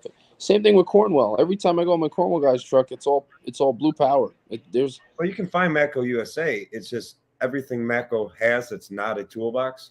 Yeah, they do not make. And their toolboxes, you're right. Rebranding of Easy Red. Well, I don't even know if Easy Red's a company. It might be part of it. I don't know, Apex Tool or something. They do a ton of rebranding. Everything's rebranded. But anything they get from Lyle, or Mayhew. That's all USA made. It may And be they mark it up through the roof. But you're right. Their boxes are probably the most expensive ones out right now. Snap-on's Epic's got to be up there too. Well, the Epic series. I mean, you can get but that's the thing. The MSRP. I don't ever look at that because most of the time your dealers are going to be like, "Oh, You're paying MSRP on a toolbox." Yeah, if you want to do something, we can get you down, da da da da. But my Mako guy, he was like, he had a 6S on his truck for had to be like 3 years or something, whatever. So he had a 6S for a long time, and he would not move off that like 13 grand. And I'm like, you want 13 grand for that box? And the way they configure the drawers makes no fucking sense to me. Yeah, box is something I need to invest in. Something I got to figure out what I'm gonna do. I need a new box. I'm out of room big time. I've been for 5 years. My toolbox is my crowning bargaining achievement in my tool career. That's why I preach the second hand so much. I found my box on OfferUp. I got a 72-inch Master Series 22 draw snap-on box. I paid $500 for it. Sweet deal. Yeah, like that's my bargaining gold medal right there. And I know a guy, he bought the same box as me probably 3 months before I bought mine. He paid $9 grand for his. I paid $2,500 on my box. Which that's a good deal. Yeah, but I paid $2,500 for it. Been in business almost 8 years. I'd say 24 years ago. Yeah. Repo. There's a repo box. What do you think about buying a brand new heater and literally getting to use it for 2 seconds because the fucker's broke? Sounds like a night in CP's garage. I mean, I'm not even joking right now. Look at this shit. I am not happy. I don't know if you can see this. So this is an infrared heater. Yeah. And I got it because it's a low wattage infrared heater, and it was supposed to heat up, but the tube broke. And I literally just put it together, and it worked for like a second, and then must have had a crack or a stress in it, and the son of a bitch is broken. I saw it light up. Yeah, but I don't know if I can do it. I'm probably gonna die here, so on my live stream. You're gonna catch on fire again. Are you not entertained? Oh my god, my dog just crop dusted me. Sheesh, man, what did you eat? You catch that? My dog does that to me all the time. Oh my god. I literally almost just died on my live stream. Yeah, you definitely almost electrocuted yourself. Brand freaking new out of the box. From Harbor Freight. No. It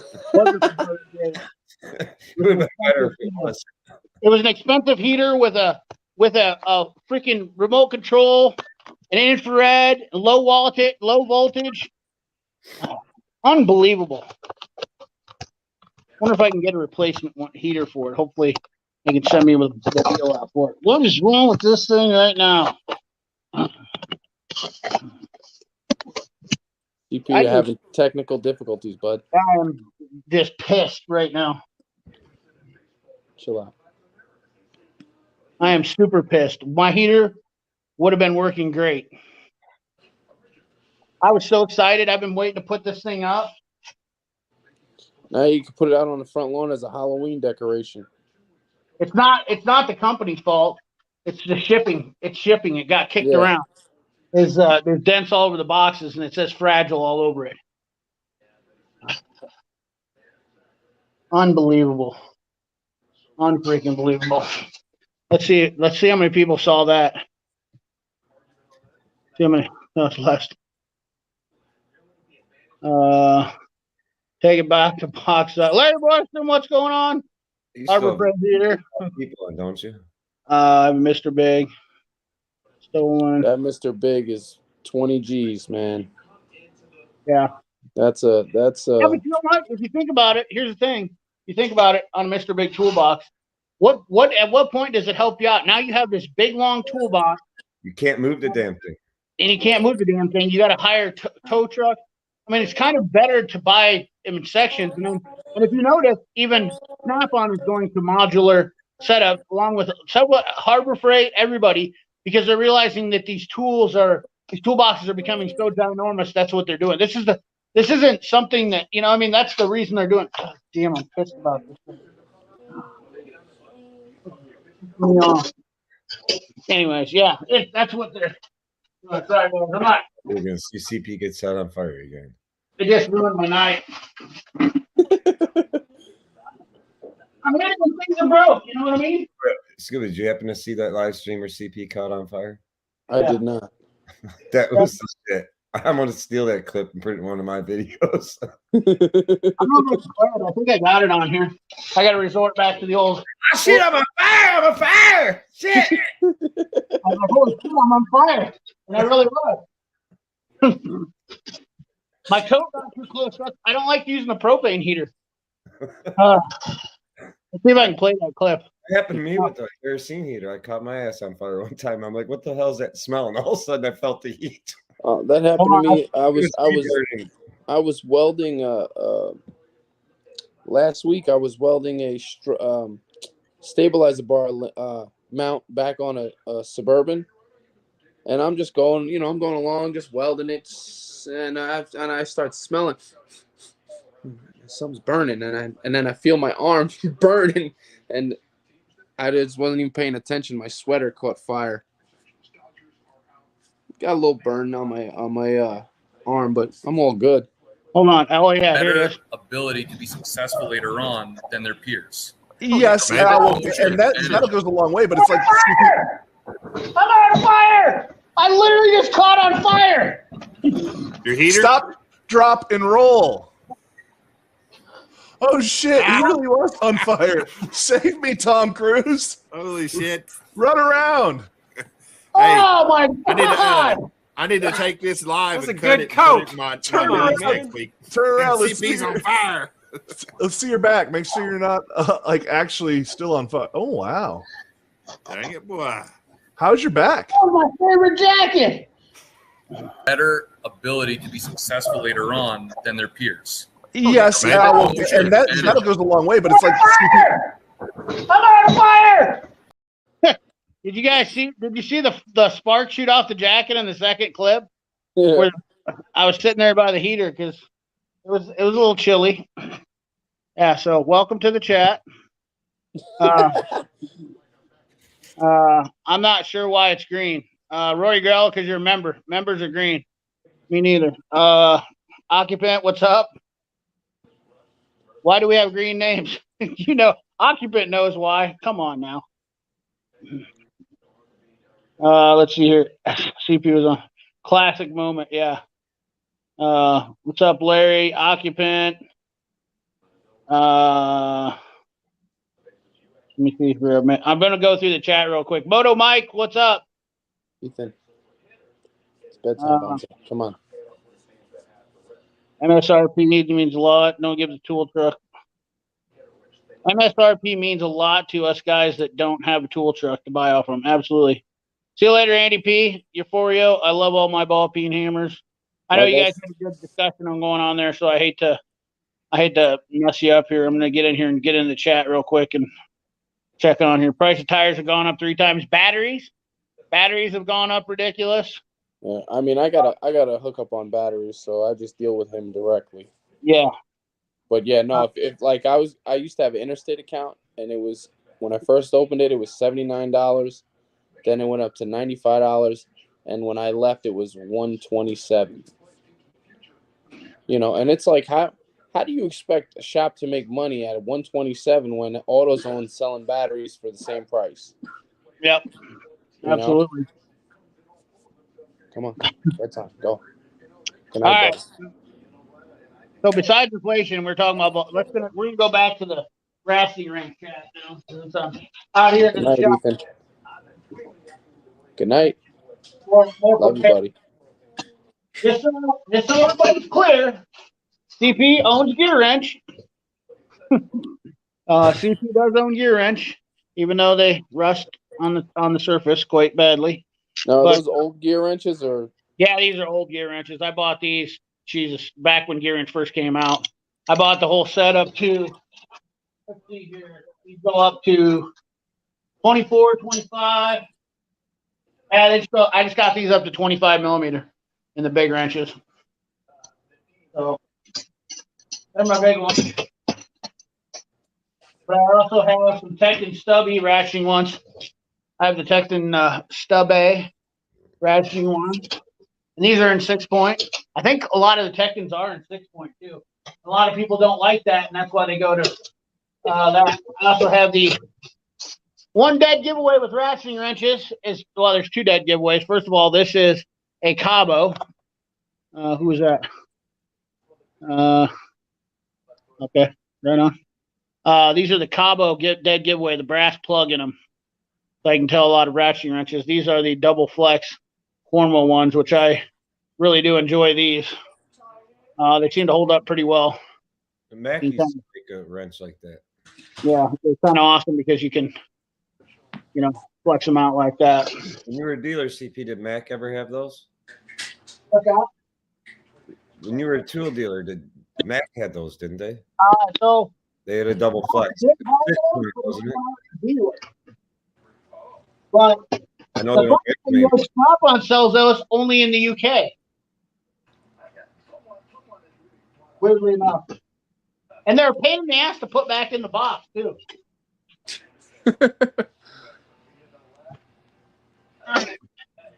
So then, I've got these 2. Pretty sure. We have Capri. We have these. We have these.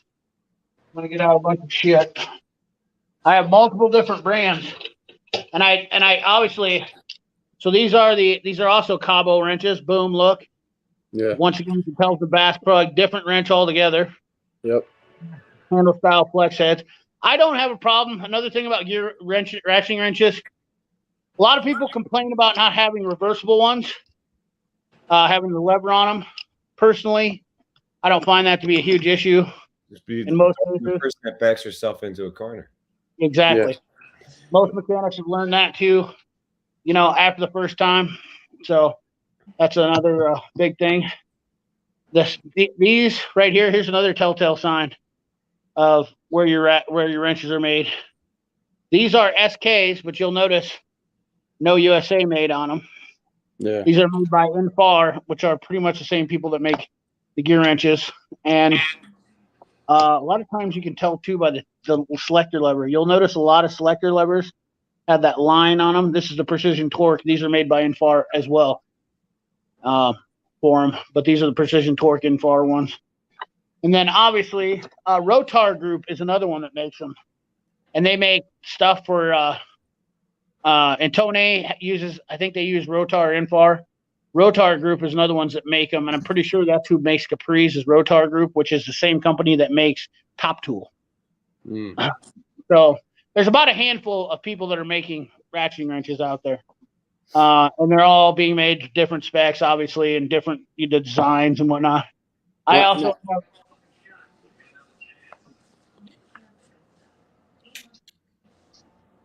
have the USA made Matco ones, which are some of my favorites. When you talk about back drag, these are definitely some of my best with back drag. I did not realize that, and that's another thing that I didn't pay attention to as much. I'm curious how many of you guys actually paid attention to the back drag on your ratcheting wrench versus the Project Farm video. Have you ever paid attention to that? I do. That's one of the things I hate most about those blue power wrenches I have. But the only reason why I grabbed them was one, they were $129 for a set that goes up to like 1 inch, and it's SAE. So I just needed some SAE wrenches, and it was cheap. What'd you say, Dave? What do you think of the Mac Precision Torque ratcheting wrenches? Basically, the fake comms. So I like them. One of the reasons I do have the Precision Torque wrenches is I don't use these as much because they're 6-point, but I use them because of the hold function in that ring. Mine's are 12. Oh, you can get 12s. You got the flex head ones. Yeah.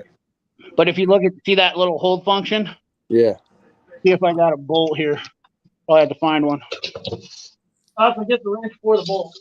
When these were on promo, I replaced my rear wrench that I had that used to spread all the freaking time. And used to See that? mine here. I replaced them with the Precision Torques. They've been very good. See that? Yeah. Can't beat that. That's what that little snap ring, or that's what that little ring in there for is, so you can put a nut on here, and it's a hold function. And Precision Torque has these. That's the reason why I got these wrenches specifically. So if I had to start something in a blind area, which obviously I have that deal for them, but this is definitely a nice feature. And not only that, it's considered a stopping function too. So if you're trying to start something on the bottom, you can just lay a nut in there and it won't go through. That's another thing too. So if you're taking a bolt off, let's say you're taking a nut off, and you pull it off here, you can just kind of, without it dropping. So let's say you're trying to take something off in some kind of tight place, like in a timing cover area or whatnot like that, and you can use these to kind of back it off and then drop it down and not lose the bolt out of there. So it's really, that's one of the main reasons why I got these, because they have that. Where'd you get those from? What's that? Where'd you buy those from? These are Mac Precision Torques. No, the one that held those non-flex have a thing to hold the Yeah, all the non-flex Mac 6 points have Really? this hold function. Yeah, in them. Did not How do know you that. feel about And that guy never showed me that. Yeah, that was something I talked about several times on my videos, but it's just, you can't. I mean, it's not easy to catch everything I say, because I'm so all over the place sometimes. I mean, if I did a specific video speaking about Mac Precision Torque wrenches, which that's kind of the reason why I'm doing the stream, is because I want to see what areas will get people, like things that I can talk about that people do. Back drag gets talked about a lot with ratchets. Not so much. You're 100% right, Daniel Robert. Absolutely. Blackhawk still does make wrenches. Yep. If you say Blackhawk really fast, it sounds naughty. I'm just saying. So watch it. I've gotten in trouble for that before. I'm just saying. Who owns Blackhawk now? Proto Stanley. Blackhawk? Yeah, they've always owned Blackhawk. So Blackhawk, Proto, and Mac used to manufacture in the same facility in Texas all at the same time. And now they pretty much moved Blackhawk to overseas. So unfortunately, Blackhawk is not in USA. Blackhawk is definitely another one of those brands that got destroyed. And I would say it's primarily a problem with Stanley, but the problem is it wasn't Stanley's fault. It was our consumers' problem. And Armstrong is probably the same way, but Apex deliberately, they had a tool vendor that sold their tools, and they had their good line going, and they still closed down Armstrong and decided to outsource. So I feel like there's a little bit of difference there, in my opinion. So it's creating, oh my God, I don't even know what to say about that. What about mountain wrenches or Easy Reds or K-Tool or those mountain wrenches are also rebranded. Those spline drive reversible flexes? Mountain wrenches are also an Infar product that are rebranded. So Mountain doesn't actually manufacture them. Easy Red doesn't manufacture them. These are all, once again, tools that are rebranded under a different name, different company. The sad part about it is the real interesting thing about the Project Farm video is that most ratcheting wrenches are 72 teeth. So I found it quite interesting that he got different arc degrees of swing. And I don't know if you caught that earlier when I was talking, Dave, about the video. Did you watch the Project Farm video, Dave? Not yet. I did today. Damn it! You guys are supposed to watch the video. So the deal he set up I left my can opener in the house, but the deal he set up, he had this V groove deal, okay, and he was doing the test. I gotta hold it up like this. He was doing the test for the degree of swing, and it was in between here, but different heads of the wrenches were different sizes, and they were touching. The block was touching each side like this, so I felt like it wasn't giving degree of swing a level of accuracy, in my opinion. You know what I mean? Because the head of the wrench. Many of Project Farms tests don't have that. I don't want to knock on. You know, I mean, I definitely. I'm glad you see that too. But they're not 100%. Right, I agree with that. They're definitely Not torque tested. yeah, they're definitely subjective. Yeah. Yes, Craftsman is being made in Texas now. They built a whole plant though. But also, if you look up, Proto is still made there, and Mac is still made there too, because they still make it. What up, Joe Dirt? Yeah, Carlisle too. What? No, Carlisle isn't in Texas. Carlisle is overseas. But Carlisle is the same as Icon and whatnot. Matco, Icon, Carlisle. They're almost the exact same wrenches all the way around. Be right back, guys. And the sad part is Carlisle's the most expensive, and I think they shouldn't be. That's funny. Carlisle is the exact same price as a tool truck. You like to catch them on some super deals. Have you noticed that, Steve? Where you see the Carlisle? I've never really looked into Carlisle. I just know it's sold at Napa. Yeah. Oh yeah, Carlisle is the same as Mountain too. Yeah, there's a lot of people that are doing that stuff, Ben. That's what I'm saying is Carlisle, Mountain, Easy Red. There's a ton of them there. All in far is the manufacturer for that stuff. So, you know, there's lots of guys out here that know that. I know it's like literally beating a dead horse because I tell people this stuff, and it's like I could talk about this. And the best part about it is warranty. That's the thing about it is with ratcheting wrenches. And getting a ratcheting wrench that you know you can get a warranty on. That's another thing that I definitely think is a very important option. Let's see here.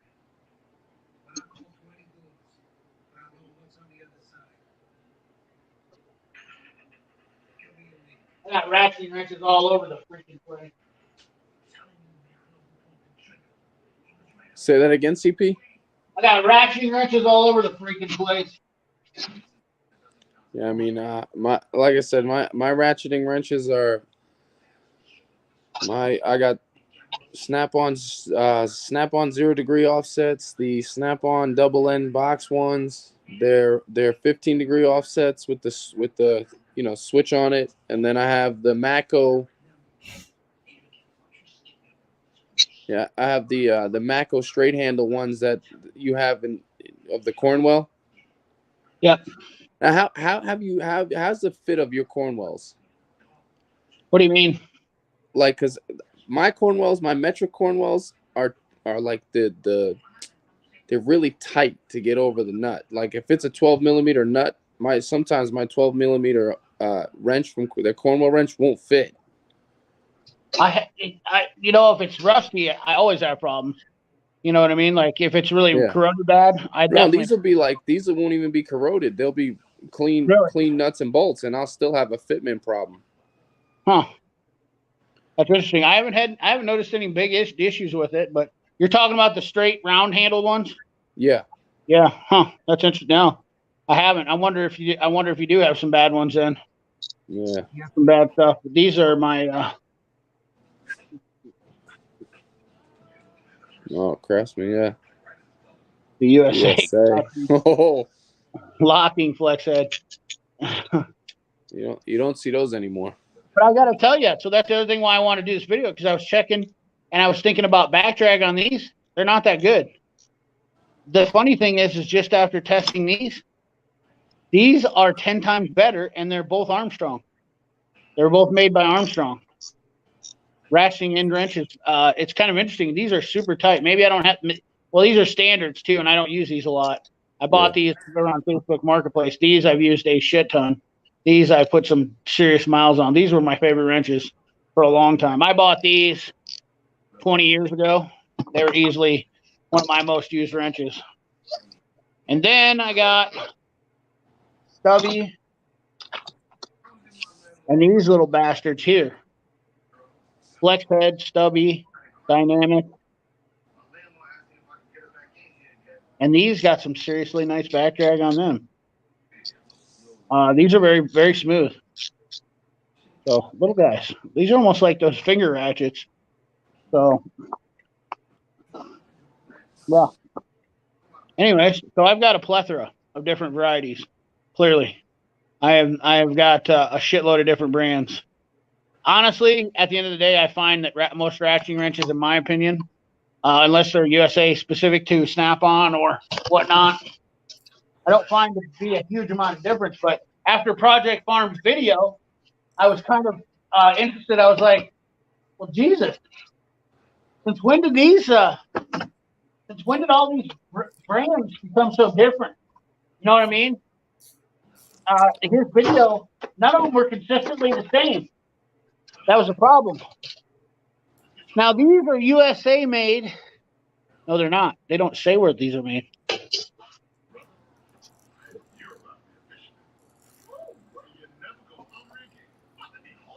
These look exactly like the Williams ones. I never did. I don't know if I ever did look at this or talk about this. Well, I keep the boxes on some of this shit. It says made in the USA on the box, but it doesn't say it on the wrench.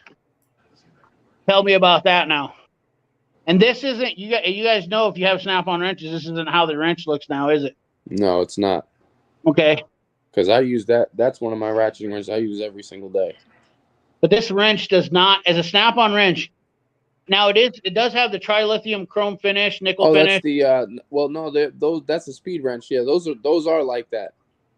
That's weird though that they do that to these and not, and then they have this end of the ratcheting wrench, which this is a wrench that will be warranted if I break it completely. Yeah. You know what I mean? Like they'll warranty out the whole wrench, but you guys know how the Snap-on ones are. They rebuild the dual 80 ratcheting wrenches. Yeah. So, nonetheless, I got the bullet question of different strokes for different folks. You know what I mean? Those speed wrenches, I got those things for a steal. I got that set for like $160. That's it. Yeah, that was a good one. I wish I would have got them when they were that cheap. Well, no, I got them secondhand. Yeah, I bought them from where the fuck did I get those from? One of the I think it was before Offer Up and Let Go. Remember before they merged? Uh-huh. I got them off of Let Go.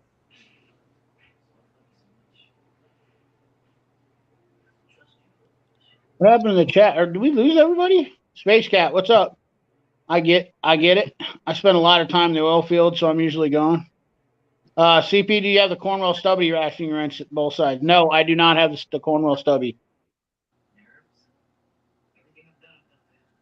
So I think we've definitely covered a lot of the ratcheting wrench stuff. So I know you guys are probably like, CP, I've heard enough about ratcheting wrenches tonight, but it's definitely a subject that I feel like is going to bring in some topics.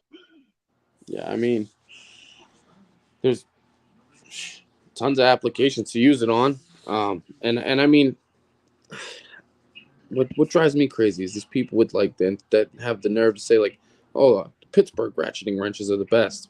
What? You can take a Pittsburgh wrench in your hand and flex it. If you gripping it hard enough, it'll flex. You can get away with a lot of Harbor Freight tools if you live in the right area of the country. But when you live like CP and I do, that Harbor Freight shit's just gonna round shit off. It's make your day worse. That is definitely a problem. I mean, I definitely I'm not trying to knock on anybody for buying Harbor Freight always. But you know what? It's frustrating as a mechanic to watch guys talk about buying these cheap tools and not understanding that I've already been down that road. You've been down that road. You've been down that road. We've tried to go cheap tools. And what's your experience on, I mean, like seriously, like not being like, not just being a dick, but I mean, what's your what's your actual thoughts on buying cheap tools? Like, give me your opinion. Just throw out some stuff. Start with you, Steve. For me, it's my experience with cheap tools is it makes you do the job twice. Where you'll have something that's it's 20-30 minute job quick, and it turns into a 2-hour project because of a cheap tool. Whether you break a cheap sock, because I mean, look, we've all gotten to a jam where we're at home and we just need something real quick to do something. I'll just go grab it real quick from over here. You grab the cheap one because you're not going to use it again, and then it turns into a 6-hour project because you got to run around and find a better tool. And I mean, when we all started out, let's be real. I think every one of us probably went and bought a Craftsman, 300-piece, 600-piece set or whatever, from Sears. Yep. And I'm sure we all have done that. Yeah, Yep. I mean, I think every one of us has gone out and that was our first set of tools. Well, that's a great point though to point out. Just and I'm going to get Dave's opinions here still, but here's a great point for a DIY guy. A lot of guys are going to go out and buy those tools, and they're not going to need a lot of stuff. But most mechanics definitely run into this where they've bought cheap tools and they start off and they're like, yeah, I'll just get by with this and whatnot. But at the end of the day, we're not trying to degrade. None of us are trying to degrade anybody for buying cheap tools. I think all of us can agree on that as men. We're not trying to stop anybody from buying cheap tools. We're trying to help people from getting themselves into situations where they hate their life. The most miserable, the worst day you've ever had working in the mechanic shop is having the wrong tool. I can probably any mechanic will agree with that all day long. So, and that's just all there is to it. And like Andrew says, cheap tools definitely have their time and place. Dave, give me your thoughts real quick so I'm not rambling on. But well, cheap tools may destroy your day. Round off a bolt, fastener, or whatever, to where you can't sneak in. Say what do you want to call it? Bolt biter or whatever specialty socket that's supposed to like take off rounded bolts. But worse than anything, cheap tools may hurt yourself. They may damage yourself. That's exactly it. You're going to push your ass into a cheap ratchet, and all of a sudden it gives. I try to teach everybody to pull back. Yep. Just to pull back, so if something does go wrong, you have a good ability to stop from hitting yourself. Yeah. Or to hit yourself, then hit the freaking metal. Especially with how sharp all this shit is on cars today. These plastics and everything they're using on intakes and everything. The wrong little slip, man. You just cut the hell out of yourself. Or when one of them sockets, them cheap sockets, just explode. Yeah. We've been there too. I had one shoved to mine. Cheap Real tools. quick shout out Taka Gillis. Rabby tools are trash. $2 holla. Thank you, Taka. Good to see you. Another channel member. Appreciate the $2 super chat. The signature Taka Gillis super chat. There's a reason the U.S. government buys 90% of their tools from Snap-on. Snap-on, Proto, Stanley, a lot of U.S. contracted stuff. They're big too. Yep. There's a ton of people. There's a ton of contract tools. Now, guys, I know, and I really don't want to. I'm not trying to pick on anybody, and I hope people. There's a lot of good mechanics in here, and there's a lot of good people. But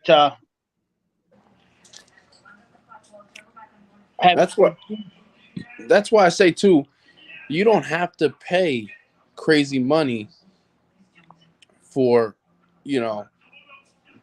name brand tools. You can find them. You just gotta, take your time. Garage sales, eBay, Facebook Marketplace. Yep, absolutely. I mean, 100%. There's a good chance if you're buying certain scan tools or electronics made by Snap-on and various other big name companies, toolboxes, all that. If you want to be honest, you might want to call a local dealer and check and make sure that's not a owed-on piece of equipment. Yep. A stolen piece of equipment. But the hand tools, there's no way of finding out.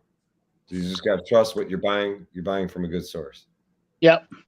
The cheap tools have become a bit better, and I definitely agree. And I definitely see where that's where all this is coming, like the coming up. I think the biggest problem is that there's been a few people especially on YouTube, that have deemed mechanics as negative towards cheap tools and whatnot.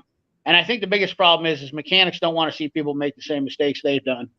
None of us want to see anybody get hurt. I understand. Do you need to go out and buy a $300 Snap-on wrench? No, absolutely not. That's not what I'm telling people. And I don't think anybody here is. I mean, if you're on a budget, let me ask you guys, you would do the same thing. Any one of, like, if you're a mechanic and let's say you had sold all your tools, all your Snap-on, all your stuff, and you're on a budget, you could get by, right? You'd find tools to get by. Absolutely. We're not disregarding that at all. I think the thing is, you would definitely be a lot more conscientious of what you're buying, though, right? Like there's stuff that you would avoid religiously, and stuff that you like. I would avoid Harbor Freight because I don't. Well, there's some things I would avoid. If I was going to get some Icon stuff, I'd probably be okay with that because I feel like it's decent enough. It's like the same as Carlisle, whatnot, and but it would have to be the right price. I'm not going to go pay. I'm not going to go pay the expensive prices for some of the Icon stuff when I can get the same stuff cheaper elsewhere, like a lot cheaper. You can buy an EP Auto like socket set that's the same as the Icon off the Amazon with the sockets for the same price as one ratchet from Icon.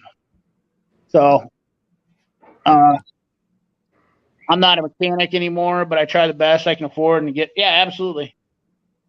As a facility maintenance tech, some cheap tools because I'm not working in tight machine. Yeah, absolutely. And that's just it. There you go. Hammered it. There you go. What do you example? This is like, I don't know, 48 ounce, maybe bigger. It's like the Thor of little hammers for car mechanics. But it's wood handle. Now, you're not Derek Jeter and you take a big ass swing at something and you've been using it for years, especially the handle gets loose, the head gets loose, you don't keep up on it. You swing, and all of a sudden the head goes flying off. That's dangerous. Yeah. Could damage cars, could damage people, hurt yourself. That's where I wish I had my anti-vibe similar like this on me, because first of all, you get less vibration than you do with this wood handle. Yes, it's way more expensive, but I've never broke one. And I don't think you're going to see a head ever fly off an anti-vibe. No, they're welded onto it. So, yeah. This is, maybe $20 hammer, $25, $35 hammer. I want those wooden ones. But you know what the thing is about those hammers? I've seen those brand new, Dave, because of weather conditions. I've seen those brand new out of the store. I'll tell you a great story about one of those hammers. A guy was using one of those hammers, and he was swinging it overhand and went right through the window of a guy's BMW. Oh, I've seen this up. Mine wasn't a BMW. Mine was a little old piece of shit Saturn. And the customer actually got pissed when we told him he had to put a new windshield in their car. Why'd you have to put a new windshield in my car? Well, we broke it. As mechanics, the other thing that people don't understand that are DIYers is that we have to protect ourselves because of these situations that we have to do. If you're getting your car worked on and you're paying good money to get your car worked on, you expect everything to have good service. And that sometimes requires you to have better tools just for those instances. Because if you had to explain to a customer that you blew his window out because your hammer flew off, he's going to be like, what kind of hammers are you using? I don't suggest using wood-handled hammers on a vehicle, especially, first of all, you don't give this to a guy who's just started in the industry. No. It's too big, too heavy. It's going to break other shit with it. The only wood handle I have is my tiny baby ball peen. I've been doing this long enough that I don't miss that much my target, but I'm not trying to brag. I'm not Derek Jeter, but I mean, here's another good example. When you got a new guy that starts in the industry, what does he use? Do you hand him this or do you hand him this? I give him a screwdriver. Exactly. Screwdriver. That's guaranteed round out. Yeah, this right here is gonna send it in, and he's gonna strip screws. Yeah.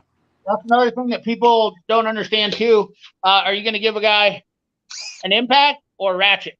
I mean, I had to learn when I started mechanics, the old boys that taught me, and I definitely appreciate and respect them a ton, is they told me, boy, you get them hand tools, and you learn how to use them first. You get the feel for your nuts. Yep. And they said, I know you're young. That's not the ones that you're on your body. That's the ones that are on the vehicle. You got to learn how to tighten them. I mean, that's real talk from them, though. You know, when you're in a shop, it ain't posh. You know, it ain't posh. You know, and I even use stuff like this on a ratchet when I first started, because I was like, damn it, you know. And I used a nut driver, dude. Yeah, I still use that on brakes. Look at this. You know, look at this. This is my old SK nut driver. You know how many times I use this as a nut driver? Just putting sockets in and off, you know, because I didn't have a power tool or even an air ratchet. Yeah. This guy, I've used the shit out of this guy. I have 2 of these cheap ones. This is an SK one, but I have 2 of these little cheap nut drivers. The other one I have is my benchtop one, and it's got a ratchet end on it, like the snap-on ones do. Yeah. But this is one of the most invaluable tools that you can own, because you can stick a ratchet on it. This is actually one of my strategies. This is like one of my rigs right here. You know, you can use this little thing right here all day long for a lot of different jobs. Pop it off. Now you got a socket starter. I mean, dude, this is like the best combo to have for anybody that's starting off new, getting stuff done. That So, you're not going to take the handle off of. oh yeah, no, yours looks Yeah, way dude. better than mine. You ain't taking that handle off. My Matco dealer gave me a really good deal, so I brought a set for the house. Mine's like been in I the- tossed the wood one away. Hey, mine's been across the shop floor a couple times. Oh, Maybe out in my yard. the one at the shop does not look like this. These are brand new. Yeah. I thought I had them on the truck, but my Mac dealer gave me a really good deal on these, so I bought a set for the house. This is one of the tools right here that Your handle I off, love. I don't know why I love this one. This is like the perfect hammer. but you're not going to break the handle off of this either. I've never seen it happen yet. Yeah, I've never seen those break. Oh, you know what's funny is my Snap-on dealer. He did one of the kid in the shop one time came in and he said that same thing. He said, "Oh, Snap-on hammer," and I said it too. I was like, "Dude, those things are like, you know, because they flex. I mean, I don't know if you can see it. You know, they got the composite handle on them, so they flex. But that's for rebound and shock control and everything. You know, they're a good hammer." But the guy said to the Snap-on, the kid, he says, "I'll tell you what, I'll give you a hammer if you can break it right now." And I'm not even shitting you, dude. This kid's no joke. And this kid was wailing on this hammer, this Snap-on, and couldn't break it. So, yeah. Well, I've never seen one of these break. Yeah, no, I've never not yet. All the way up to the big boy. I mean, Yeah. like I agree. I think what you call this is a drilling hammer. I love this little 60. I want to get the 56 ounce. Little pound it hammer, you know. Oh yeah. That's the Dude, shit. that something gets the job done when you hit on something. But mine looks so good because I'm not gonna lie. My ones at the shop would not look this good. Oh yeah. Dude, My they're not. my dealer gave me a good deal. He had a promo going, and then he gave me a little bit better than that promo. I'm a really good customer of his. And I brought that set for the house. But like that is a hammer that gets used a lot. Oh yeah. Yeah. You know. Is that your brass one? It's bronze. Bronze, yeah. Everybody says brass, but it's bronze. It's probably a little harder than brass. I don't use mine. I haven't used mine that much. A little bit, but mine definitely doesn't look as chewed up as yours. Well, it's a nice hammer to hit something with it. You don't want to damage the hell out of it. Yeah. My problem I do with mine all the time is I always got to constantly grind them. I don't even see that, but I got to burn off mine right now that I hit it the wrong way, and that's the worst thing I do is hit it on something and always get it burred out the wrong way. I always got to constantly file on it. Yeah, but as a mechanic, I don't recommend certain cheap tools for a reason, especially the cameras. You don't want a handle hammer. Yeah, I mean, the only wood handle hammer I have is literally my little mini ball peen hammer. That's it. Well, the biggest thing is we don't. If you're using them for DIY, that's fine. But if you're using them all day long, you guys know as well as I do is fatigue, comfort. You know, there's a lot of different things. And as I showed on the cheap Gearberg socket. The other day was the depth. That's an interesting By one. the Gearberg. As I saw the other day on it, is the depth. People think that these cheap sockets are so great, but look at the depth on this compared to, so the broaching depth on this is so much deeper. You buy these long sockets, and everybody's like, "Oh, those sockets are good," but look at this. Here's a standard length 10 millimeter. This is a Mac. Snap-ons are pretty much the same. But everybody thinks because you're getting a shorter socket, you're not getting your money worth. Okay, right? There's a 10 millimeter Mac. Let me see if I get this. 10 millimeter Mac and a normal, like this is almost a standard socket. Besides the fact that it's double stamped Gearberg and Pittsburgh, you can see the size difference. But the broaching on this, where this, or the recess where this is cut in, the 3/8 drive end is only that deep for a reason, because you're actually getting the length, depth of the socket. So now they've added this because of strength, so you don't crack it. They make these longer and deeper in these sockets for cheap sockets, so they don't break. So now you take up all that space. So your broaching on this socket is that deep. That's how deep your 10 millimeter is on that. Can't get this. I get this one down in there. This one has a lot deeper broaching. You can actually see this through the damn thing. You see my eye hole.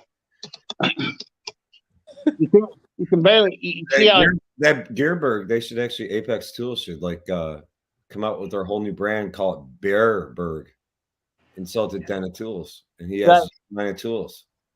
But I mean, that's the deal. Is why they make this socket longer, so you guys know when you're in an area, you're trying to add an extension or whatnot, it screws your guy when he's working on stuff, right? You understand? Yeah. You know what I mean? Like, it screws you because you're not getting, you're using too much. It uses up too much space. That's what cheap sockets do, and they cause you to, So then you're trying to switch to a shallow. What do you got going on there? You're trying to get your camera in there. I don't know where the camera even is on this stupid thing. That's a snap-on FDX socket. Yeah. You can tell the difference though is because they don't use the broach. You can tell right off the bat.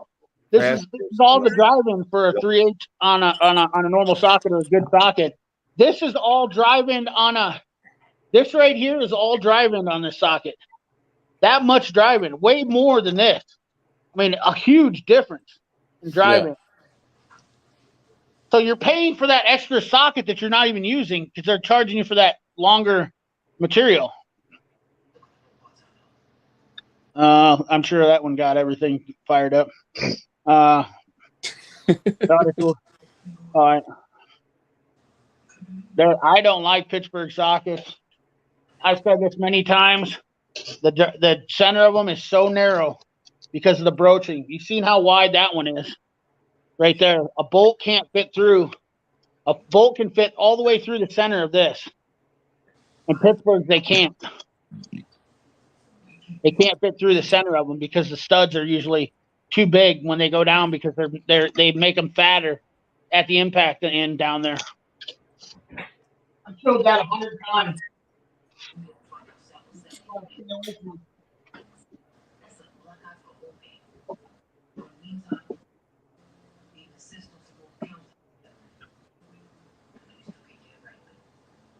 Look at how tiny these holes are. I keep these sockets around for them, but look at how tiny this impact hole is. This is a 13 millimeter. Yeah, it is. I had a 15 millimeter bolt. I think it's a 15 millimeter stud or some. Yeah, it was a 15 millimeter, but they use that round hole right there because they don't cut the centers out of them right. If you look at Sun-X, I don't care what it is. Look at the size of the hole on that 1/2-inch drive. This is the same exact. This is a 13 millimeter Max socket versus that Sun or that Pittsburgh, and that will screw you. That will screw you because the stud won't fit through there. Yeah. I gotta start putting tools back here. Get my shit up.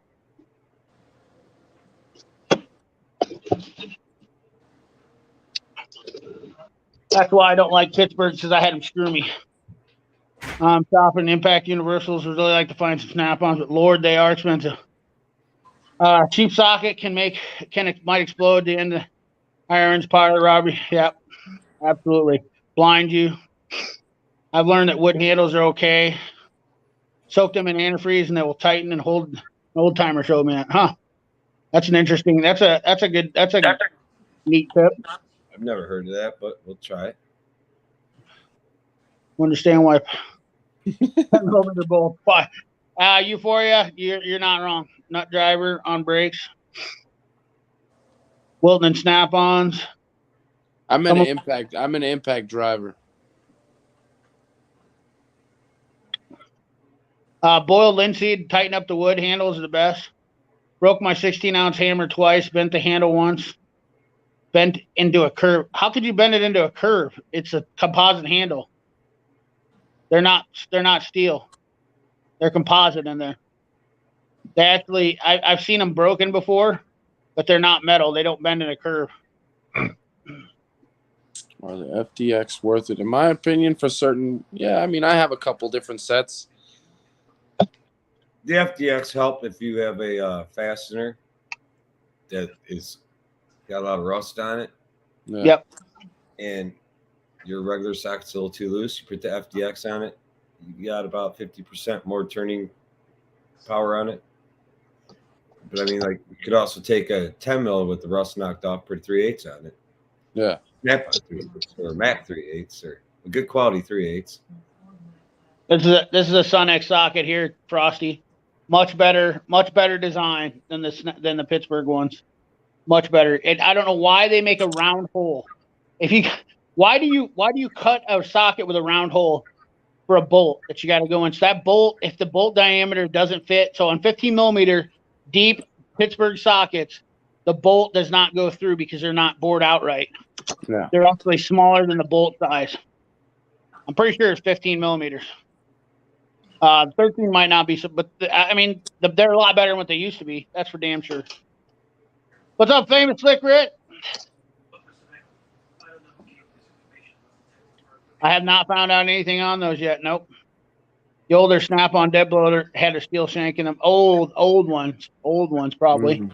They haven't had them for probably 2 decades. That was a trusty cook. Yeah, they were originally probably trusty cook. I think somebody sent me a picture of that. You're probably talking about 23, 24 years ago. Yeah, it's been a long time since they were steel shank. The new composite design is, I don't know. It's a love-hate relationship. I'm not a fan, not a hate. I don't hate them, but I don't love them. So it is what it is. Love them on the 32 ounce and less. I still like my anti-vibe beat.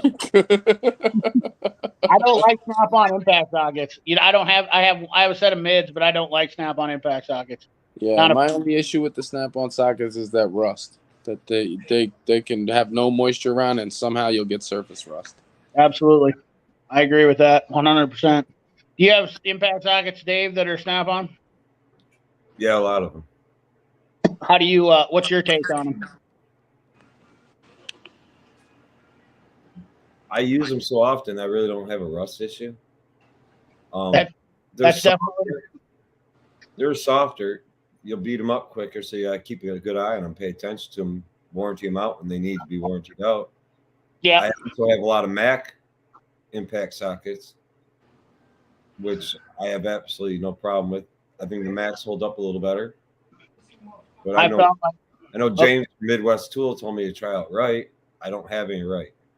I wanted to try out Right too, but after trying to find somebody that was a reputable dealer, that's my problem. I was like, you know what? They're not worth it to me.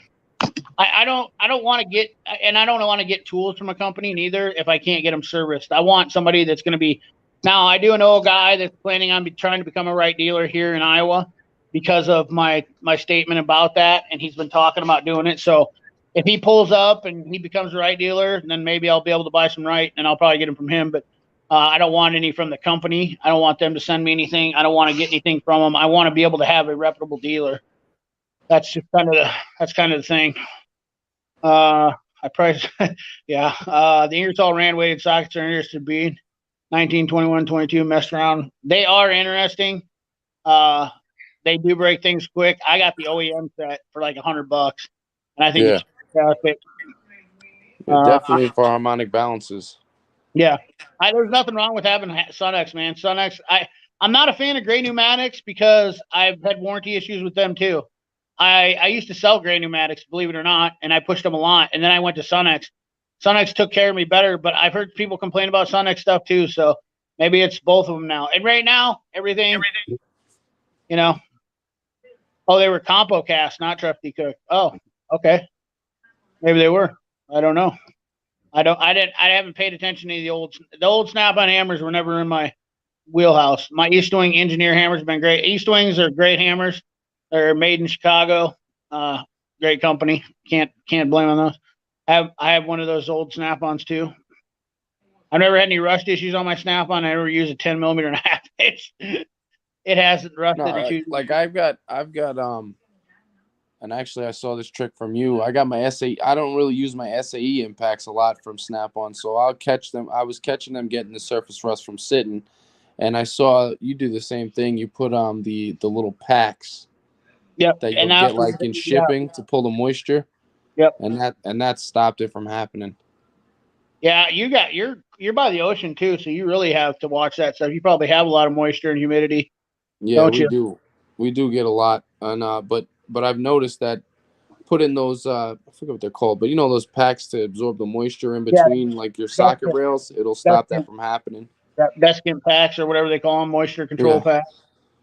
I have why does that always do that to me? I have all this antivibes. There you go. Isn't it Snap off because mine make me plenty of money. Do your research though, because they rebrand. Oh boy. Everybody rebrands. We know this. Yeah, everybody rebrands. I'm so tired of this statement. Please take that statement and stick it where the sun don't shine, because I'm sorry, John. I love you, brother. But here's the deal: is I hear that so much. It's like the most overused statement I ever hear. Snap-on also makes more tools than most anybody does too. So, I mean, you clearly have an issue with Snap-on. That's fine. You don't like Snap-on, that's fine. You don't have to like Snap-on. That's the thing. Nobody asked you to like Snap-on. The majority of Snap-on rebrands is going to come to like Lang, Lyle, those clamp tools, lights. I'm sure they can make any of their own. Yep. Actually, the funny thing anything Blue Point's probably going to be a rebrand. The funny thing is Lyle makes their hose clamp tool. Yeah. One of their hose clamp tools. Mayhew makes the other one. But, yeah. Oil is the key. Yeah. ATF is the way to go, in my opinion. I have right chrome sockets, and they're beautiful and brutally super strong. I believe that they are great. That I had to do at the desk and pants. Friday night before you shut down, wipe with ATF. There you go. Hit your impacts with Ballstall. Yeah, I've heard a lot of guys talk about that too. I hate having to spend extra money on keeping my sockets from rusting. So Fluid film will stop the rust too on them. Yep. Yeah, the best way is just to use them as much as you can. Yep. Let's see.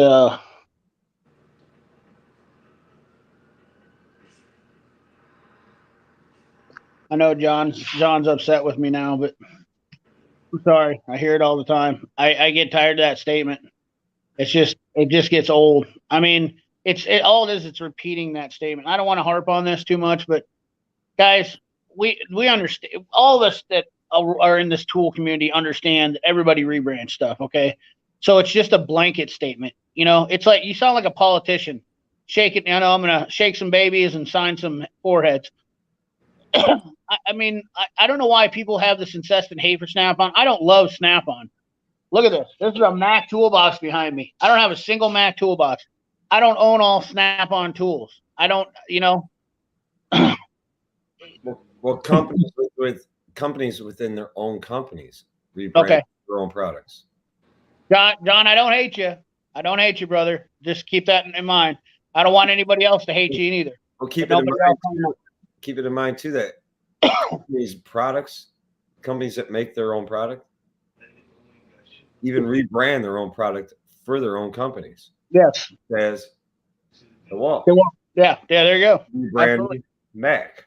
Yep, exactly. It might change the case a touch, but the internals the same. Yes, exactly. And that's the thing is we're all about letting people know that stuff, John. And I think you understand that because you're obviously you're all about you understand enough that I wasn't mad at you. But that statement is just so overused. There's so many people that use that same statement. Snap-on rebrands and this and that. Yes, it's not the best tool. It's not the only tool company on the planet. Are they the best at what they do? They absolutely 100% are. There's no denying it. And you want to know what else? You want to know what Harbor Freight's the best at? They're the best at marketing. They're the best at marketing. That's a factual statement. What's his name was on here the other night, Jimmy, and he actually turned me on to this Edwin Bauer. You guys, I implore you to look up. So he told me to look up, and I read about him. Now, damn it, there it is. Edwin Bernay. Look up Edwin Bernay and read Edwin Bernay about him, and you'll kind of understand. I'm not trying to be an influencer or somebody that wants to trick people, and that's what a lot of these companies do now is they try to trick people. Snap-on included, but Harbor Freight is very good at doing that. They're tricking people into believing that they have a Snap-on quality tool by the way they're using their marketing, and it's not the same. And like you said, though, John, you're 100% right. Do your research, and that's exactly it. Is that do your research. If you're going to go buy something from Harbor Freight, know what you're getting. Know that you're getting it for a certain purpose. Know what you're going to do. If you're just going to use it to fix on bicycles, dude, perfect tool for it. You're going to use it to put together your wheelbarrow, some stuff like that, home stuff around there, dude, perfectly good tools for that. No problem. If you're just going to change an alternator, hey, if you're going to take it on the road with you, make sure you don't have any problems with your family, great. But if you're going to start rebuilding a motor with it, you probably ought to look into something. If you're going to use it as a career, you should probably look at it, at some different brand. And I really think that's the problem with this whole disconnection between mechanics and DIYers is they don't understand that we do this for a living, and our tools make us money, and we cannot rely on going to Harbor Freight every other day to want something. And I've heard that statement so many times. But Harbor Freight has a warranty. Well, I'll shit in a box, and with market lifetime warranty. Will you buy it? Because I'll sell you a pallet full. I'll start today. That's the thing is about it. Like I could sell dog shit in a box too. It's market warranty. I mean that's just it. It's the old Tommy Boy saying. I can get a good look up a bull's ass by sticking my head up there, but I'd rather take the butcher's word for it. Oh, no, CP. I can get a good look at a steak by sticking my head up a bull's ass, but I'd rather take the butcher's word for it. Yeah, exactly, 100%. I think all mechanics want to help everybody out. We have no shortage of work, and I want to try to break that disconnection between DIYers and not have this disconnection between this stuff, because I really think that the DIYers need to understand that they need to get their money spent the best for them they possibly can. I honestly hate seeing guys waste their money on something and be disappointed in what they got. There's no bigger thing in my life to see that when they've gotten taken by some cheap Amazon tool and they're coming to me and they're like, hey man, I bought this. You're already upside down. It's like buying a car that was a lemon. You know what I mean? Like they bring them into the shop with me. How many times have you guys had that where somebody's bought a car that's a pile of garbage? They came to you and they're like, hey man, I paid $3,000 for this car and it ain't worth $500, and they're asking you to fix it up. They put that weight on your shoulders for that. And it's like anything in life. You buy a shitty house, you buy anything. And granted, that's the whole point of my channel, is to help people from doing that, is end up from making those bad purchases and trying to help people find something that logically works for them. Well, a big difference between a do-it-yourselfer and professionals like ourselves is, yes, what we're spending our money on, the stuff is very expensive. It's very high quality. But if you break it down over a period of, say, Yep. 20, 30 years, it's pennies on the day. It's pennies on the day. Yep. Every field, the professionals buy the best equipment that works the best for them, whether it be diesel mechanic, auto mechanic, a plumber, electrician, whatever. Yeah. I mean, that's why do you think all these guys are buying Milwaukee tools that are plumbers to install PEX tubing? When you look at it, Milwaukee makes the best plumbing tools on the market because it makes their job easier and better, and they have a good warranty that stands behind them. I mean, and it's the same guy. That's the sad part about it is the same guys come in and say Harbor Freight's great, but they're buying Milwaukee tools. It makes no sense to me neither. It's like, wait a second, dude. So you understand quality, but you just think that Snap-on's a name that's it. I'm not saying the company's perfect. It isn't. I mean, even us mechanics will agree. Snap-on makes certain things that are shit. Yeah, they do, and all of us mechanics agree. Yeah, Matt, everybody. That you tell me a company that doesn't tell me if anybody can name me a company. I got $100. Anybody that's got a company they can name to me doesn't make something that makes everything perfect. Just name in the comment. I got $100 for you right now. It's a perfect example, CP. Remember last year Snap-on came out with that that solder to hold the wires while you solder them. Overpriced pile of shit. Oh yeah, dude, that piece of shit that I got right here. Very disappointing. Yeah, but now this year they just came out with the magnetic base for it. Oh, they did? I didn't even see that. Yeah, they came out with the magnetic base that screws into that opening on the bottom. How much is it? Like when it first came out, it was like $32. Now it's probably around $55. No shit. I didn't even know they did that. Those bastards. But they came out with the base for it. But my whole thing is, why wouldn't you release that as a whole?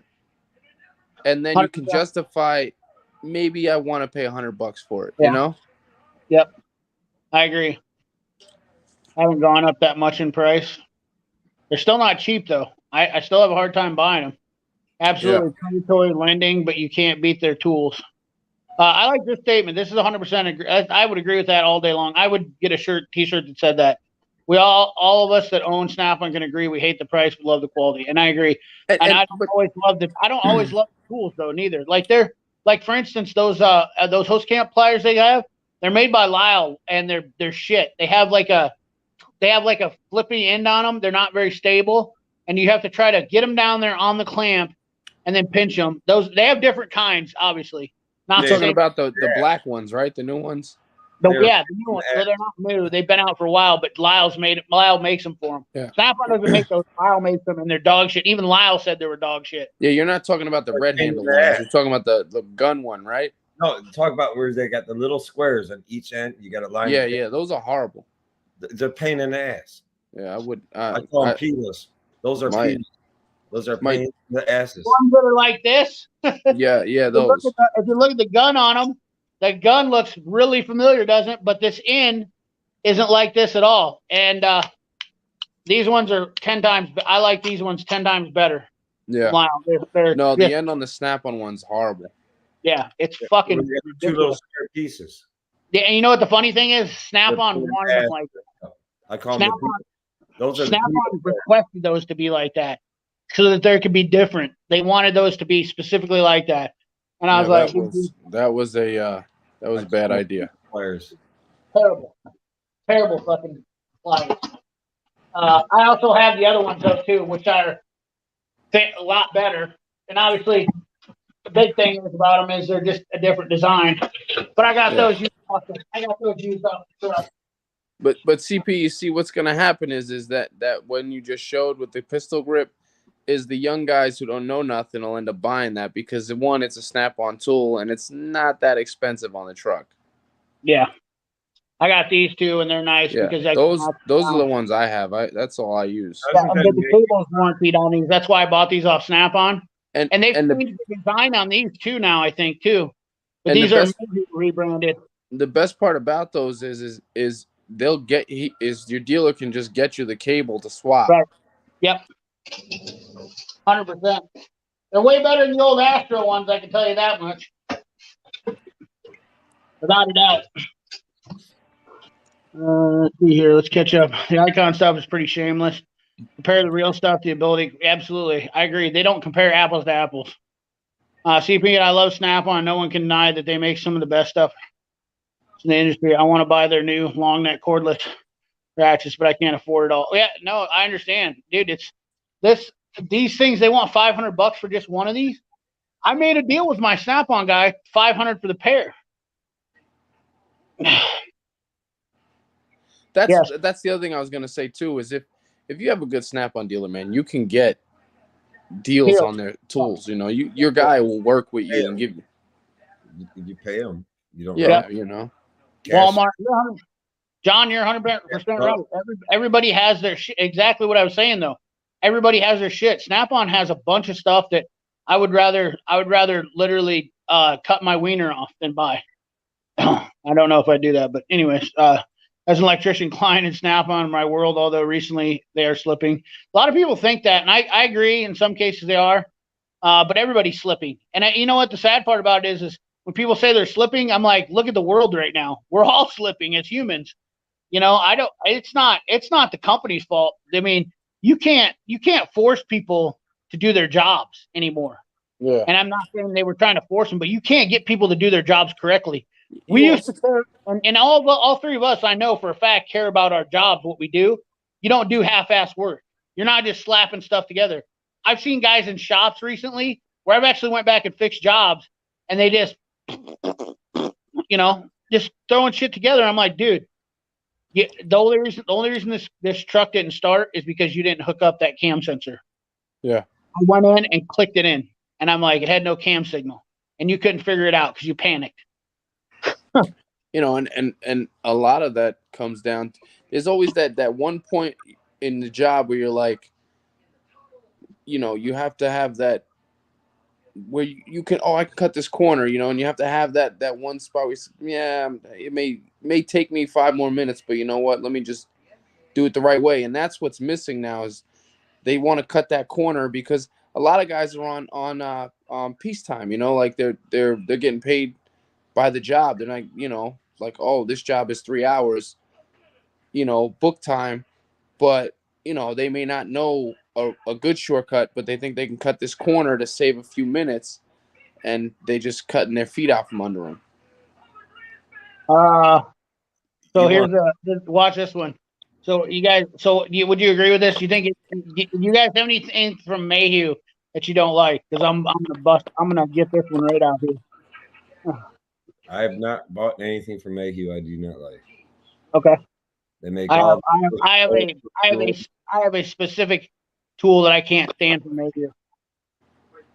Mayhew. Let me think. What do I have from Mayhew? Maybe I have it and don't remember CP and maybe don't use it. So show us. Punches are great. I'm not a fan of those. What's that called? The spring tool, whatever that is. You know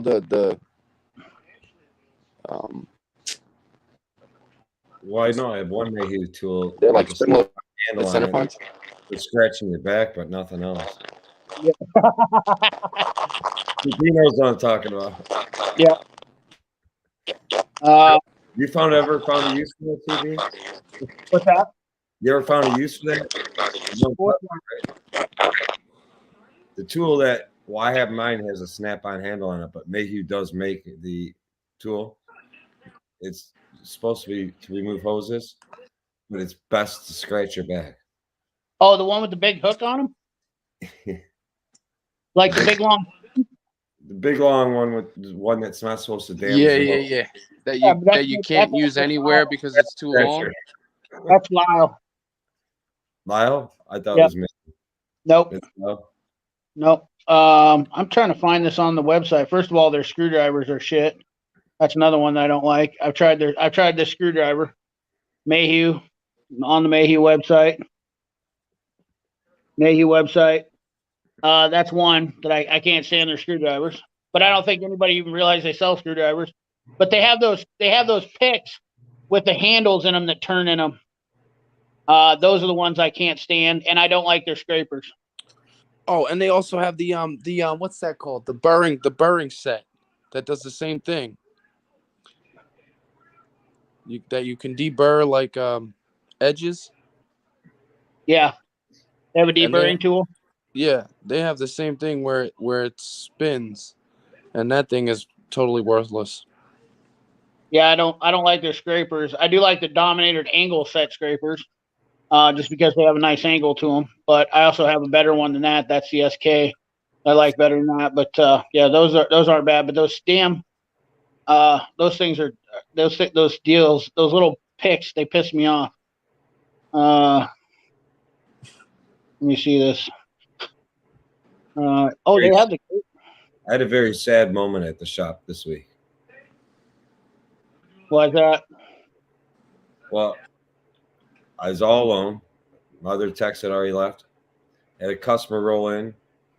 Their fuel tank fell down. You want to talk about hack work of hack work?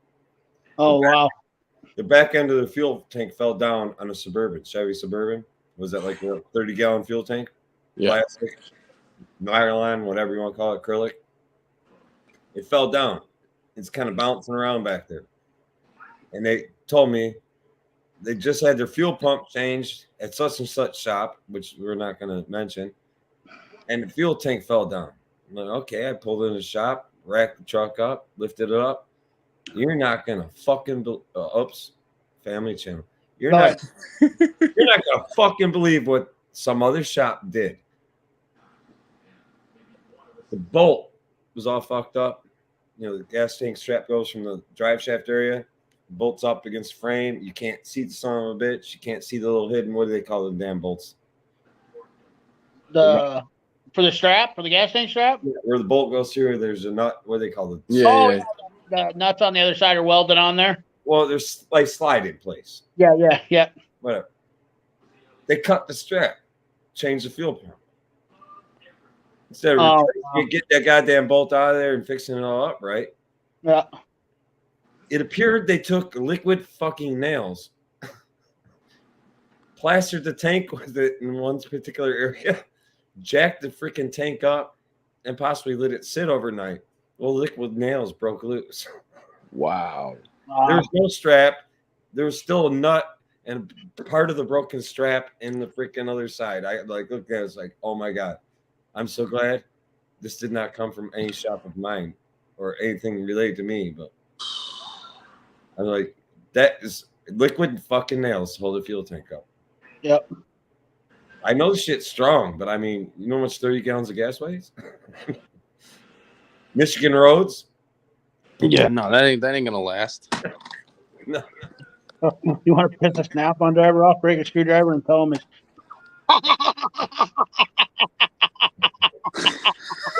What's all us text? Use screwdrivers for pry bars. That is awesome. I agree with John Spencer too on this comment too. Snap-on screwdrivers. Yeah, the top quality tools are cheaper in the long run. Cheaper rim stuff. As an electrician, I mean, where the hell does this comment go? Oh, last comment. Can y'all talk screwdrivers? Dude, that is great. That's one of the best comments of the night right there. Icon wants to, yeah, they do. They're trying to be. Well, that's the thing is they're selling it. If they can get, here's the deal is if they can get people to believe that they're buying a tool that looks like Snap-on, I mean, everything they're doing is to make them look like Snap-on for a reason. Yeah, even the way the way they're stamping them. Yeah, I mean, it's no joke. I mean, that's what pissing guys off is. They're like, oh, I got Icon. Hey, I'm as good as you. That Icon. First of all, let's go back to the old saying: tools don't make you a better tech, and Icon doesn't make you a mechanic.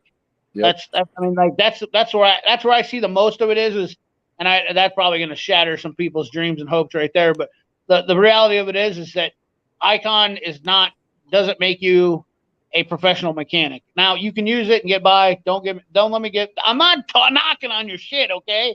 Like I don't care if you're buying Icon. I'm just telling you, that isn't like a license for you to be a professional mechanic. Buying Icon tools, like, okay, now I'm a professional, whatever. Broken a pry bar and told my Snap-on dealer I used it as flat tip screwdriver. Thought he'd die from laughter. Yeah, no shit. I don't understand why you look at these sets. You know that I said that in my screwdriver video. I don't understand why they sell flat tip screwdrivers anymore. When's the last time they put a flat tip screwdriver or a slotted bit in any car anymore? I mean, the only thing I use my flathead screwdrivers for is for like hose clamps. Negative about. I never heard anything negative about Nepros tools. Well, let me tell you about Nepros. Nepro's the shiny little sweetheart stuff. Yep, John, I'm gonna. Yeah, Nepros doesn't make the best of everything either. I'll show you some things. First of all, who needs a $183 set of wooden screwdrivers? Like, come on. That's too easy, John. How about this? How about a $350 Nepros ratchet? They don't make the best of everything. They think they do because they sell it for a high price. Well, That doesn't. well, JD Tico's got them on for a pretty fair price right now, and he's selling the ratchets for pretty cheap. Yeah. I'll give him that. I just don't have any Nepros tools. How about this? How about a Nepros $2,500 walnut tool chest? I will You say, think Snap-on's expensive? You ought to go to the Nepros section. Nepros make Snap-on look like a charity case. I will say the Nepros has very little back drag. This is a small little bitch, but their chroming is awesome. Yeah, But I don't have enough. I've never used it. I never either, but the Koken one has less back drag than the Nepros. I can't argue a ton about what John Spears says about Nepros. I don't have any of them to really say too bad. Collector item. But one thing I will say is that are all their ratchets quick release. Yeah, that weakens the freaking thing though. Yeah. So my biggest complaint about Nepros is that I don't like quick release ratchets. Yeah, it weakens it. Am I going to buy a Nepros ratchet? Yep, 100%. Yeah, you gotta have. 100%. I'm gonna send you one. I'm surprised you don't have one yet. I just never have found anybody that had them. I'll probably get one from JD Tico. Probably. Yeah, that's what I was thinking. If I'm gonna give him a shot, I'm gonna go through him because I mean he's got them. I think for $129 and $79. Mm-hmm. Oh, and the other thing about Nepros is because they are a Japanese-based tool company for Japan, it's hard to get full sets from stuff and they're not very friendly for guys that are wanting to buy stuff for America. So once again, not the best company out there. I said a company that is flawlessly the best company out there, and there's just not any out there. Favorite EDC tool. That's probably my pocket pry bar. I carry my SK pliers. A lot of guys like Nipex. You son of a biscuit. A lot of guys like Nipexes, but I like my little Snap-on pliers. They're my SK pliers. They're my favorite. Come on, get up here. Come on, little feller. Come on, little buddy. Let me get him up here.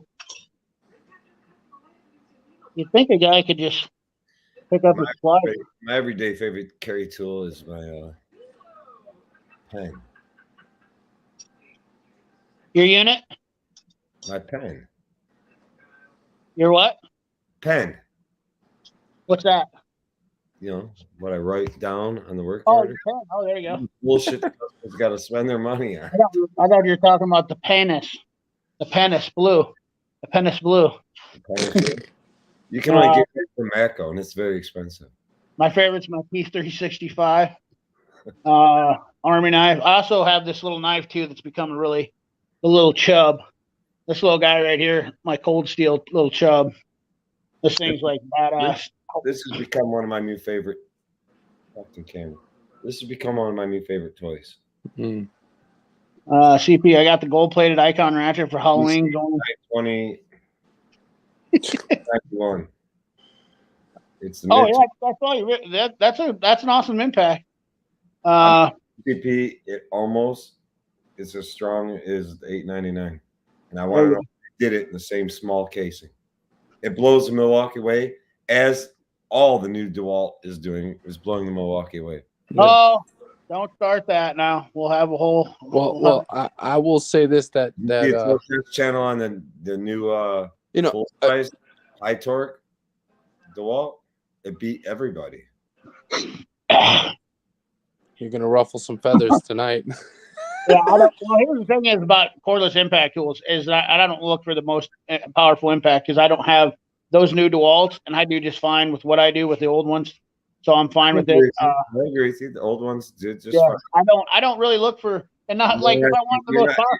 You're I not love one of those fucking fake big dick guys. You fucking tell it real. You got what you need, and it works.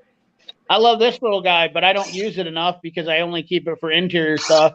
And want it to be my clean, and I use the shit out of my DeWalt one, and it's awesome. Like I got that one, and I use that every day. I mean, that's like my everyday go-to, the brushless. On what? PT861. Yeah, the 861. And then I also have the 18-volt 3/8. And I don't get the whole argument of my 3/8 gun has 500 pounds. Who the fuck needs 500 pounds of torque on a 3/8? You know what I mean? Like this whole They're Subaru. I didn't say that. Yeah. You know, this whole obsession with torque. It's like if women started it. They started that whole torquing thing, and men. But that's the thing it is 100%. Like 90% of the time, you're not going to use it for maximum torque. Any of your tools that you're using, you're not going to use it for maximum torque. We don't want to. None of us. How many times? What makes a job harder when everything is on too tight? I mean, like that's exactly what we hate the most. Want it torqued to the right specs, and want it to come off. Rusty nuts. I deal with enough rusty shit. The last thing I want to do is have to deal with taking stuff off hard. I mean, my biggest dread when I start a job is, are these things going to come off? Like that's the biggest number one thing. Yes, it's nice to have the power for it to get off, but I don't need this massive power. I mean, I go to a dude, who needs 12? I've never ever had on an automotive application that needed a 1,200-pound impact to get off. Now, there's certain times on certain things. I mean, there's Duramaxes that have some issues with stuff, but I mean, most of the times you're only using it for that one time where you need that 1,200-pound rating. Even like with Honda flywheel bolts. Those are known to be a bitch to get off. I use my 9050 and that OEM, those sockets, those special, the thick sockets. You're talking Honda. The Honda flywheel bolt. Not flywheel, crank bolt. I mean, a harmonic balance bolt. Yeah. And it's like the weighted socket. Yeah, the weighted socket in my 9050 blows it off every time. I haven't had one of those bolts beat me yet.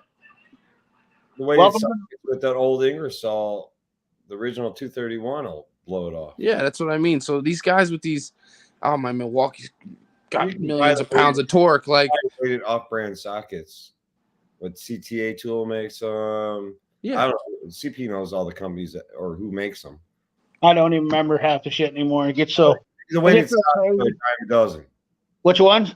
The weighted sockets. The weighted sockets. You can get them from a bunch of people. OEM and a dime a dozen. Lyle makes them. OEM does. Yeah. There's Ingersoll Rand. Snap-on's got some, I believe, now too. They make their own. Was that the DCF 891? Shay Tier wants to know. Answer his question real quick. Yes. Okay. Yep. Chuck Miller, thank you for joining the channel membership. You are a minty fella on this baby. It pulls over 600 foot-pounds. Well, dude, I like the weight of it too, but that's what I like about it. I hate the full size. You can have the best, most expensive tools there are, but if you don't know how to use them, they're not going to. Yeah, absolutely, 100%. I mean, I've seen guys that are great mechanics with a whole lot less. I mean, I'm not gonna. There's no denying it. There's guys out there. It's just not everyone. There's such a bad misconception. I mean, this is a great statement.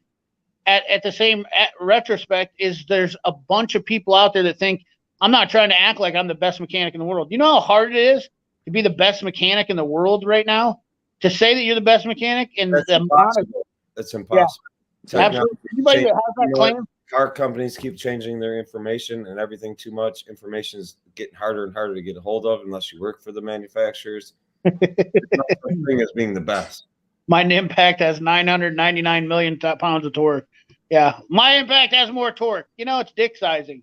That's all it is. And it's not even that. If you're using a cordless tool and it ain't gonna break, that's when you get your air tools out. Yep. Same thing with pneumatic air hammers. Trigger control is all about that matters to me. Yep. Exactly. You're 100% right on that too, because I'm disappointed in my Matco gun. Didn't realize the trigger control was not that good until after I bought it, and Torque Test Channel did the video, and they're like, yeah, it doesn't. And I use it. I'm like, son of a bitch. My old Mac had good trigger control. I could feather it when I wanted to start something, and that Matco one doesn't. I'm in Florida. I don't need a lot of torques. Yeah. A little grease on the fastener goes along. Yep. When my Milwaukee stubby makes me mad when I won't take off stuff apart, they're within specs. There you go. 100%. If they doesn't take it off, that means it's within specs, and it's not the most powerful impact on the market. I have the 894 too, and I have not had any issues with it. And I use my 894 more than I do my big half-inch because it's a lot lighter. And that's exactly what, like, that mid-torque is of great impact. It's not the most powerful. What's that thing rated for on Torque Test Channel? 400 foot-pounds? Dave? I think tightening 400 and something. He got his best results with a 6 amp hour battery. Right. I think he hit 400 and something forward. Uh-huh. Hit like a 640. Yeah, and that's plenty. Which was almost. It was just right behind the 899. Yep. Yep. If I'm gonna use cordless, I'm not about holding that big heavy son of a bitch. Yeah, absolutely, dude. I see those guys. I'll go to my Aircat. I'll go to my Ingersoll. Yeah. When it comes to impacts, those cordless and half-inch ones, hey, I see them guys slinging them around. They ought to have Popeye forearms by the end of the day. The torque effect on a medium. What's a Meritor? Shock absorbers is 700 foot-pounds. Great Dane, Honda, Wabash trailers. There's no point in having cordless when you need a 3/4. I could see that, dude, especially when you need a 3/4. I like my half-inch air pack from Mac with chargeable light. That's a nice impact. I do too. That's one thing. Bernie is probably the best diagnostician. Who's Bernie? You know who Bernie is? I don't know Bernie. I don't know who Bernie is either. Like the Bernie. Only Bernie I know is Weekend at Bernie's. Yeah, and our president right now. I use a serum. Young mechanics, older mechanics, everybody out there. If you have air available to you and it's not that inconvenient to use on a half-inch drive impact, use air. I would use air because these damn tools, the weight, this one's not bad. But you go bigger, they beat the living shit out of your wrists. You know something that's super underrated? A Milwaukee all day long, and I get home, my hands shakes. You know, it's something that's super underrated that guys don't talk about. Well, because everybody's going cordless. Look at the size difference in this 3/8 impact. Was that? And I'll tell you what, when you're doing any front end engine work, taking water pumps off, power steering pumps off, do you know how damn handy this tool is for doing that shit? This is a great, and you talk about air tools. Nobody makes this in cordless. And the reason is because I can snake this thing in to places, I can snake it into places. No, it's a great tool. I have one of those. Those are awesome. Yeah. And the handle rotates, so I can switch it. And the exhaust rotates on them too, which is nice. And Capri's the only one that has it like that. But I love it. When you get into high power, your electric tools beat you up. That's why Torque Channel has a wrist breaking. Yeah, absolutely. A wrist breaking scale. All right, go potty. Bernie Thompson. Never heard of him. I need to check. Is he on YouTube, Nunezos? Milwaukee has a right angle that's pretty short. The problem is, though, it's not as short as that. Yeah. That's not as powerful as that. That 3/8 has nut sacks on it. I mean, that thing has balls. It's like 250, 300 foot-pounds of torque. And the right angle Milwaukee one is a turd compared to that. Yeah. Hottie is the best mechanic. Scotty too hottie. That's like saying I'm the best mechanic. Hell, I wished I was. I have to look up and ask people questions all the time. I've said it a million times on my channel. Not the best mechanic, not the best diagnostician. My area of expertise is basically I'm a jack of all trades and a master of none. I am a average mechanic at best. Average. I do not know everything. I do not know everything about diagnostics. I do not know everything about engines. I do not. Hell, it was even funny. Guys were talking to me the other night. That were car guys talking about engines and whatnot and different engines and what airs. I don't even care about that shit.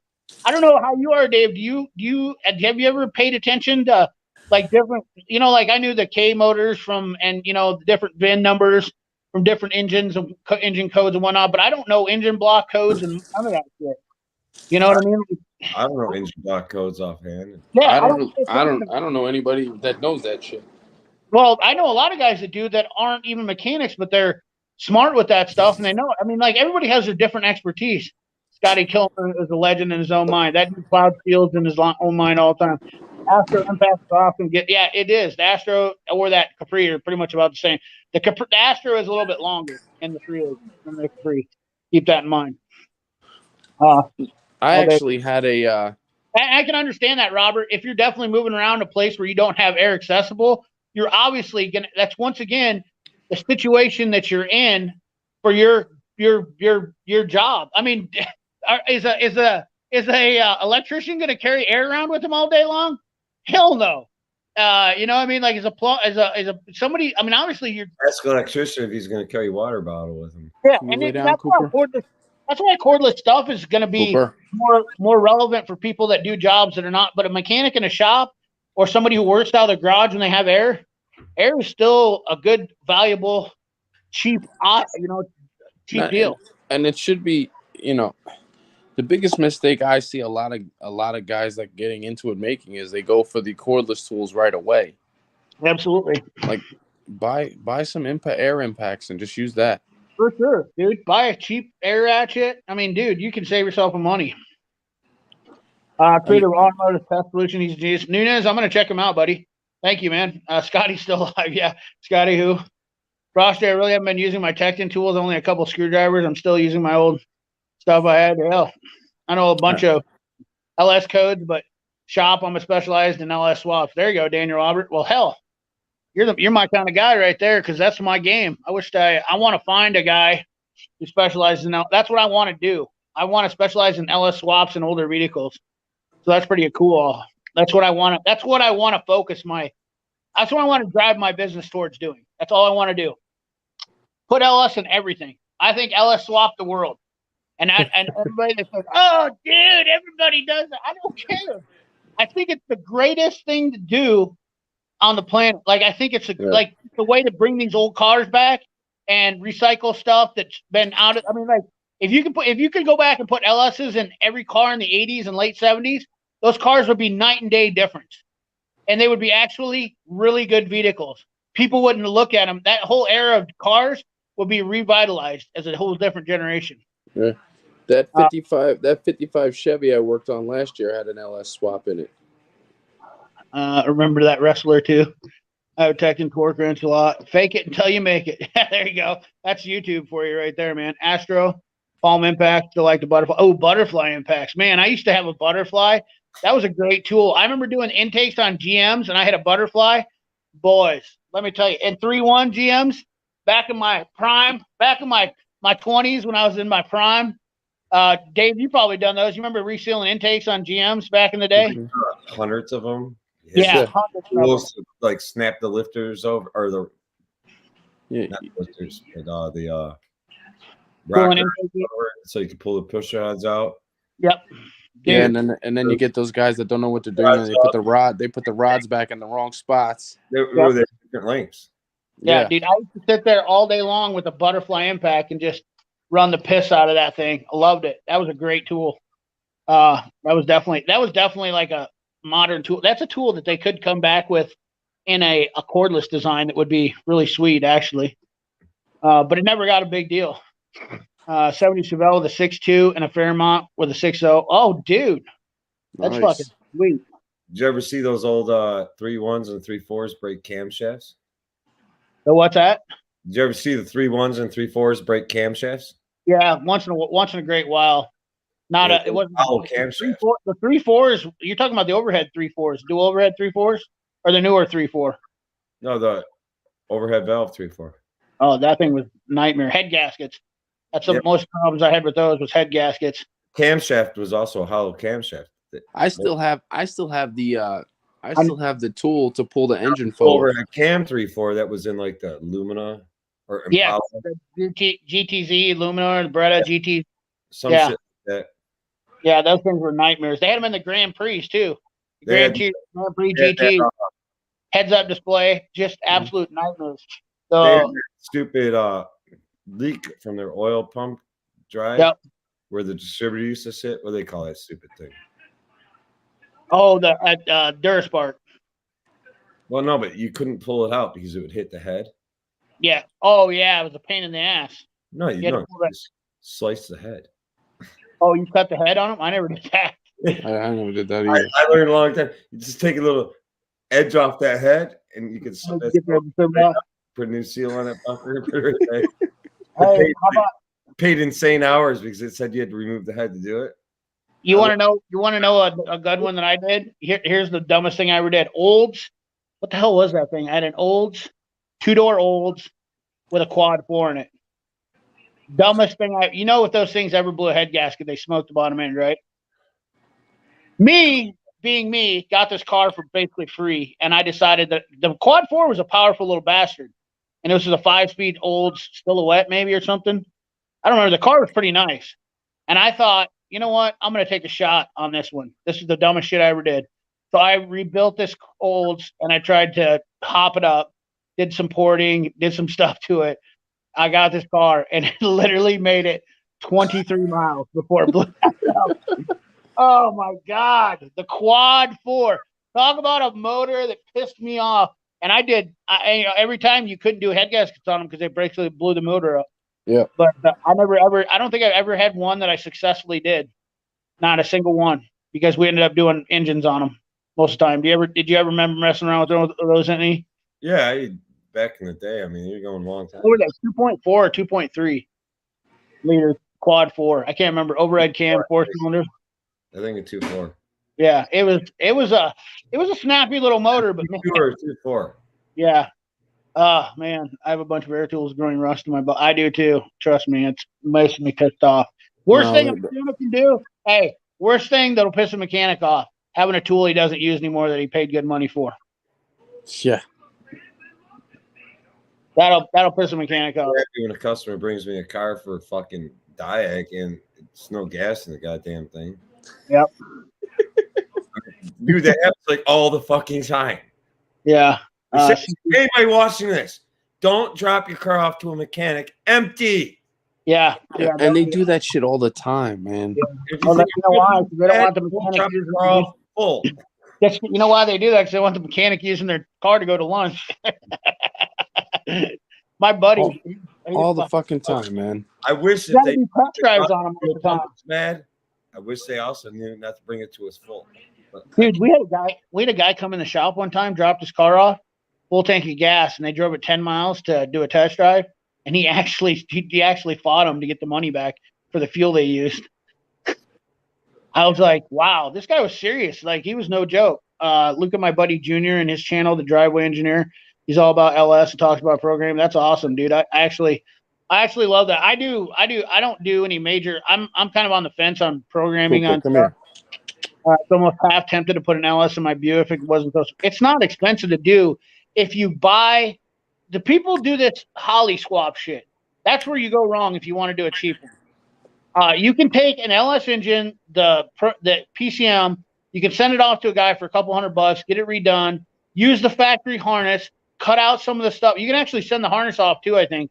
You can get all that stuff done. I've done a couple harnesses myself for guys where I've taken out the crap and then they send in the PCM, and you can run a stock PCM on a 5.3, and that's a great option, dude. Like you're gonna have a 300 horse engine, fuel injected, boom, instant horsepower compared to anything that was in the late 80s and 70s.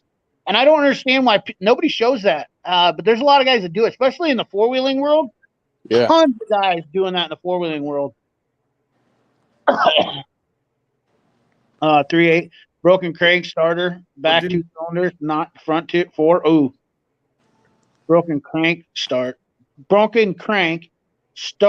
cranked, back 2 cylinders, but not the front 4. Wow. I had two K cars all the time. He said, "Right here, just give me that. I'm gonna put an LS motor in my K car wagon, dude. That actually would be badass. Didn't That would Cletus, actually be really badass. didn't Cletus do something like that for the LS and like a Volvo or some shit? And a what? Cletus, didn't he put a LS and a Volvo? Volvo, but not a K car.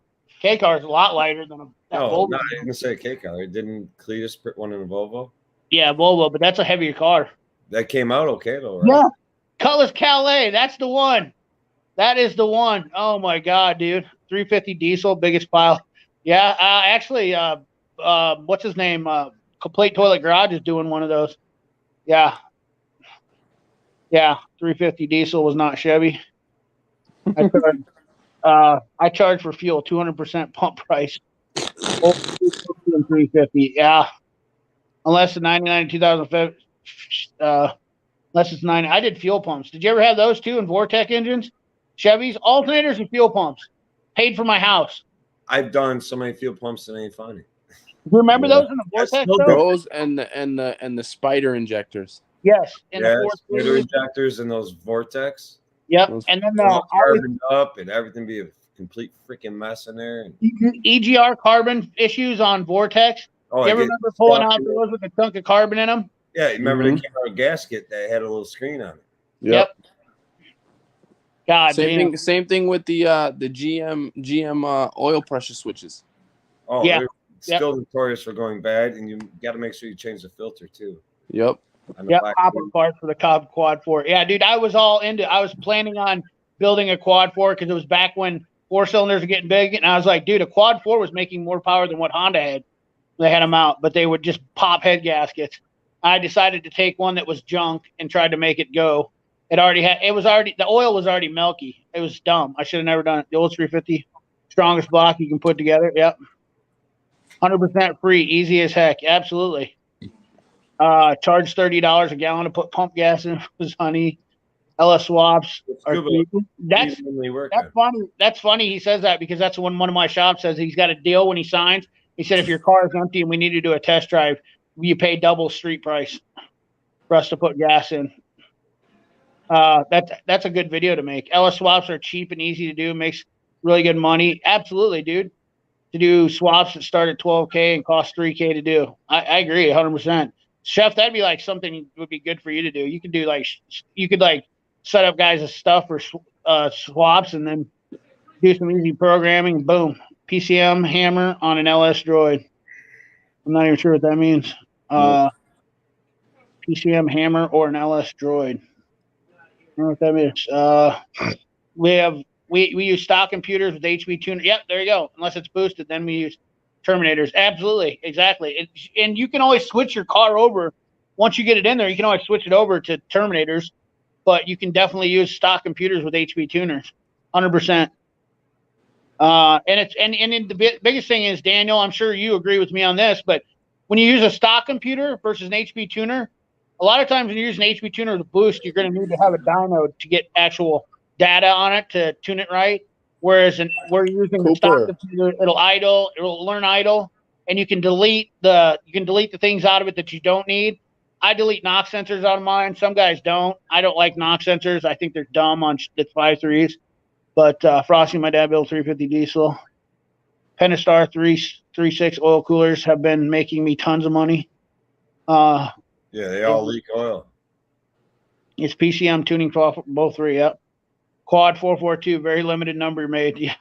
Oh, has a quad 442. So that must have been the 4-cylinder quad 442 olds that I think they did have that in a certain year in that 4-cylinder car. Oh, my back. It's time for me to call tonight, fellas. I got shit to do in the morning. So Scuba, what do you work on mostly? What do I work on mostly? Yeah. I mean, you work in a shop that works on everything, or? Yeah, I mean, I run my own shop. I work on pretty much whatever walks in. Lately, though, it's been a lot of German cars.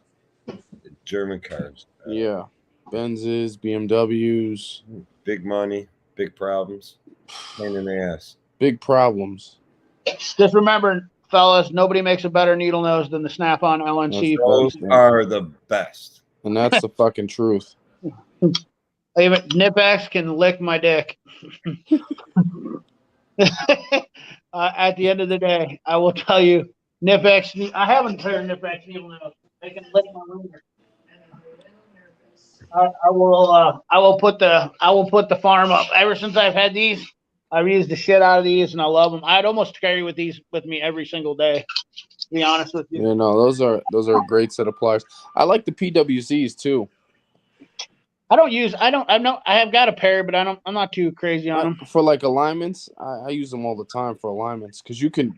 I mean, they grab really well and just do what you got to do. Look at that, $7 a gallon, unbelievable. Yep, it's super easy to switch when you want to add more. Absolutely, Daniel, 100%. There were a lot of tricks on them old 350 diesel bus. What part of the country are you from?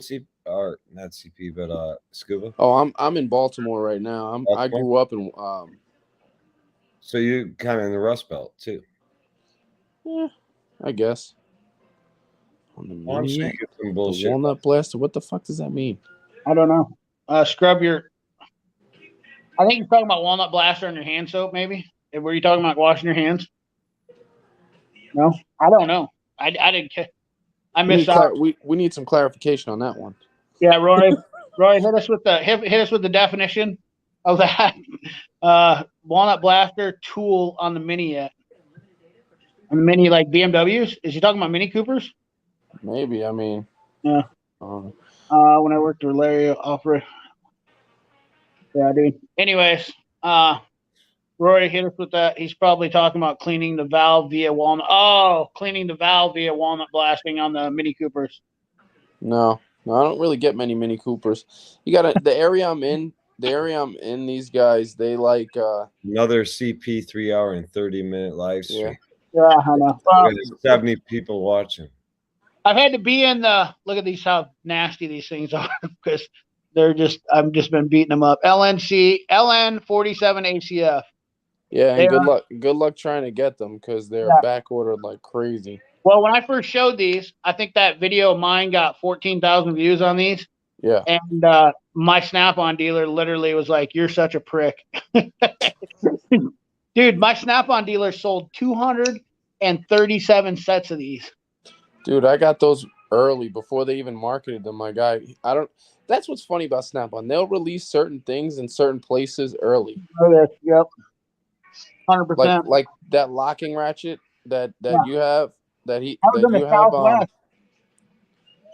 It was out on the West Coast and the South. They did like a C. It went like the upper Midwest, the West and the South got those locking ratchets, but the middle of the country and the East Coast didn't.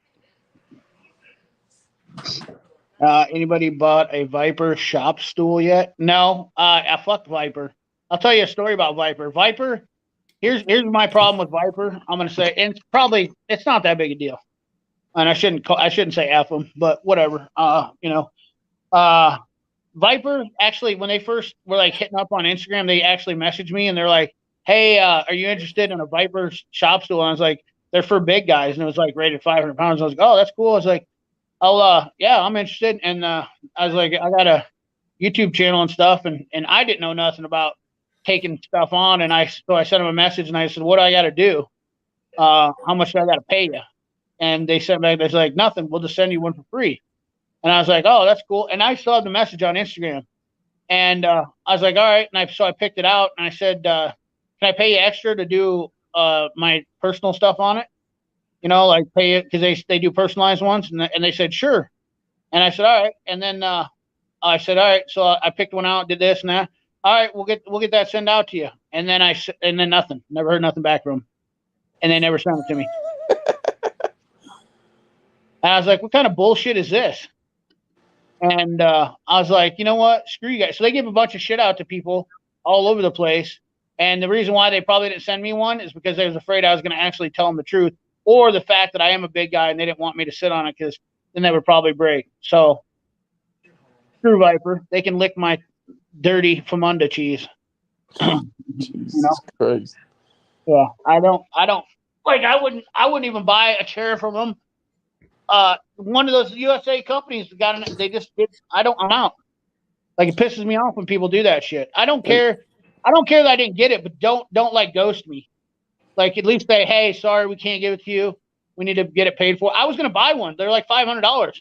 I was okay with buying one. I was like, well, how much can I get you? I went through and made this whole design to send it to him so I could have my own CP the Tool Addict chair. And I thought it was a cool chair, and then they just ghosted me and wouldn't even answer me back. And I was like, you guys messaged me, remember? You know? So, walnut blasting directing to get my pair. Took me 6 months to get my pair. I The think need on those pliers. walnut blasting. Oh, okay. Sorry, yeah, I'm behind. Thank you guys for keeping me. I think he's talking about walnut blasting. The injector. No, the valves Yeah, on the direct injection. Do y'all have any experience with the Coke? Coke and ratchets are awesome. Is this guy? Are you talking to me? Are you talking to me? Bro, do you know who you're talking to? 373 I feel like this is a troll. Like, you know my channel, bro? Let me check this guy's channel real quick. December 24th, 2021. He's got 3 videos up. Is this thing on? You know who this is? Do I know anything about Coke? You mean these guys? These guys here? You talk about these guys? You talking about Coke? I love Coke and Ratchet. I just did a video on Coke and Ratchet. Oh, okay. Dude, I just did a video. Look at my Ratchet video. Everything you need to hear about Coken's on that video. I named that Ratchet. I put that Ratchet up there with Snap-on. The quality is bar none, and probably, actually, I think it's better than Snap-on just because of the price. I think everybody knows that I love Coken tools. Does anybody not know that I love the 72 tooth for sure, dude? Super awesome back here. I got the 36 tooth. I love them both. I don't care. Like, it's a ratchet that I would definitely have in my toolbox. The one thing you got to keep in mind about Coken tools is that their switches are reversed. So Mr. Yoshimura, the Coken the guy that founded Coken, they never switched their switches on the ratchets out of tradition.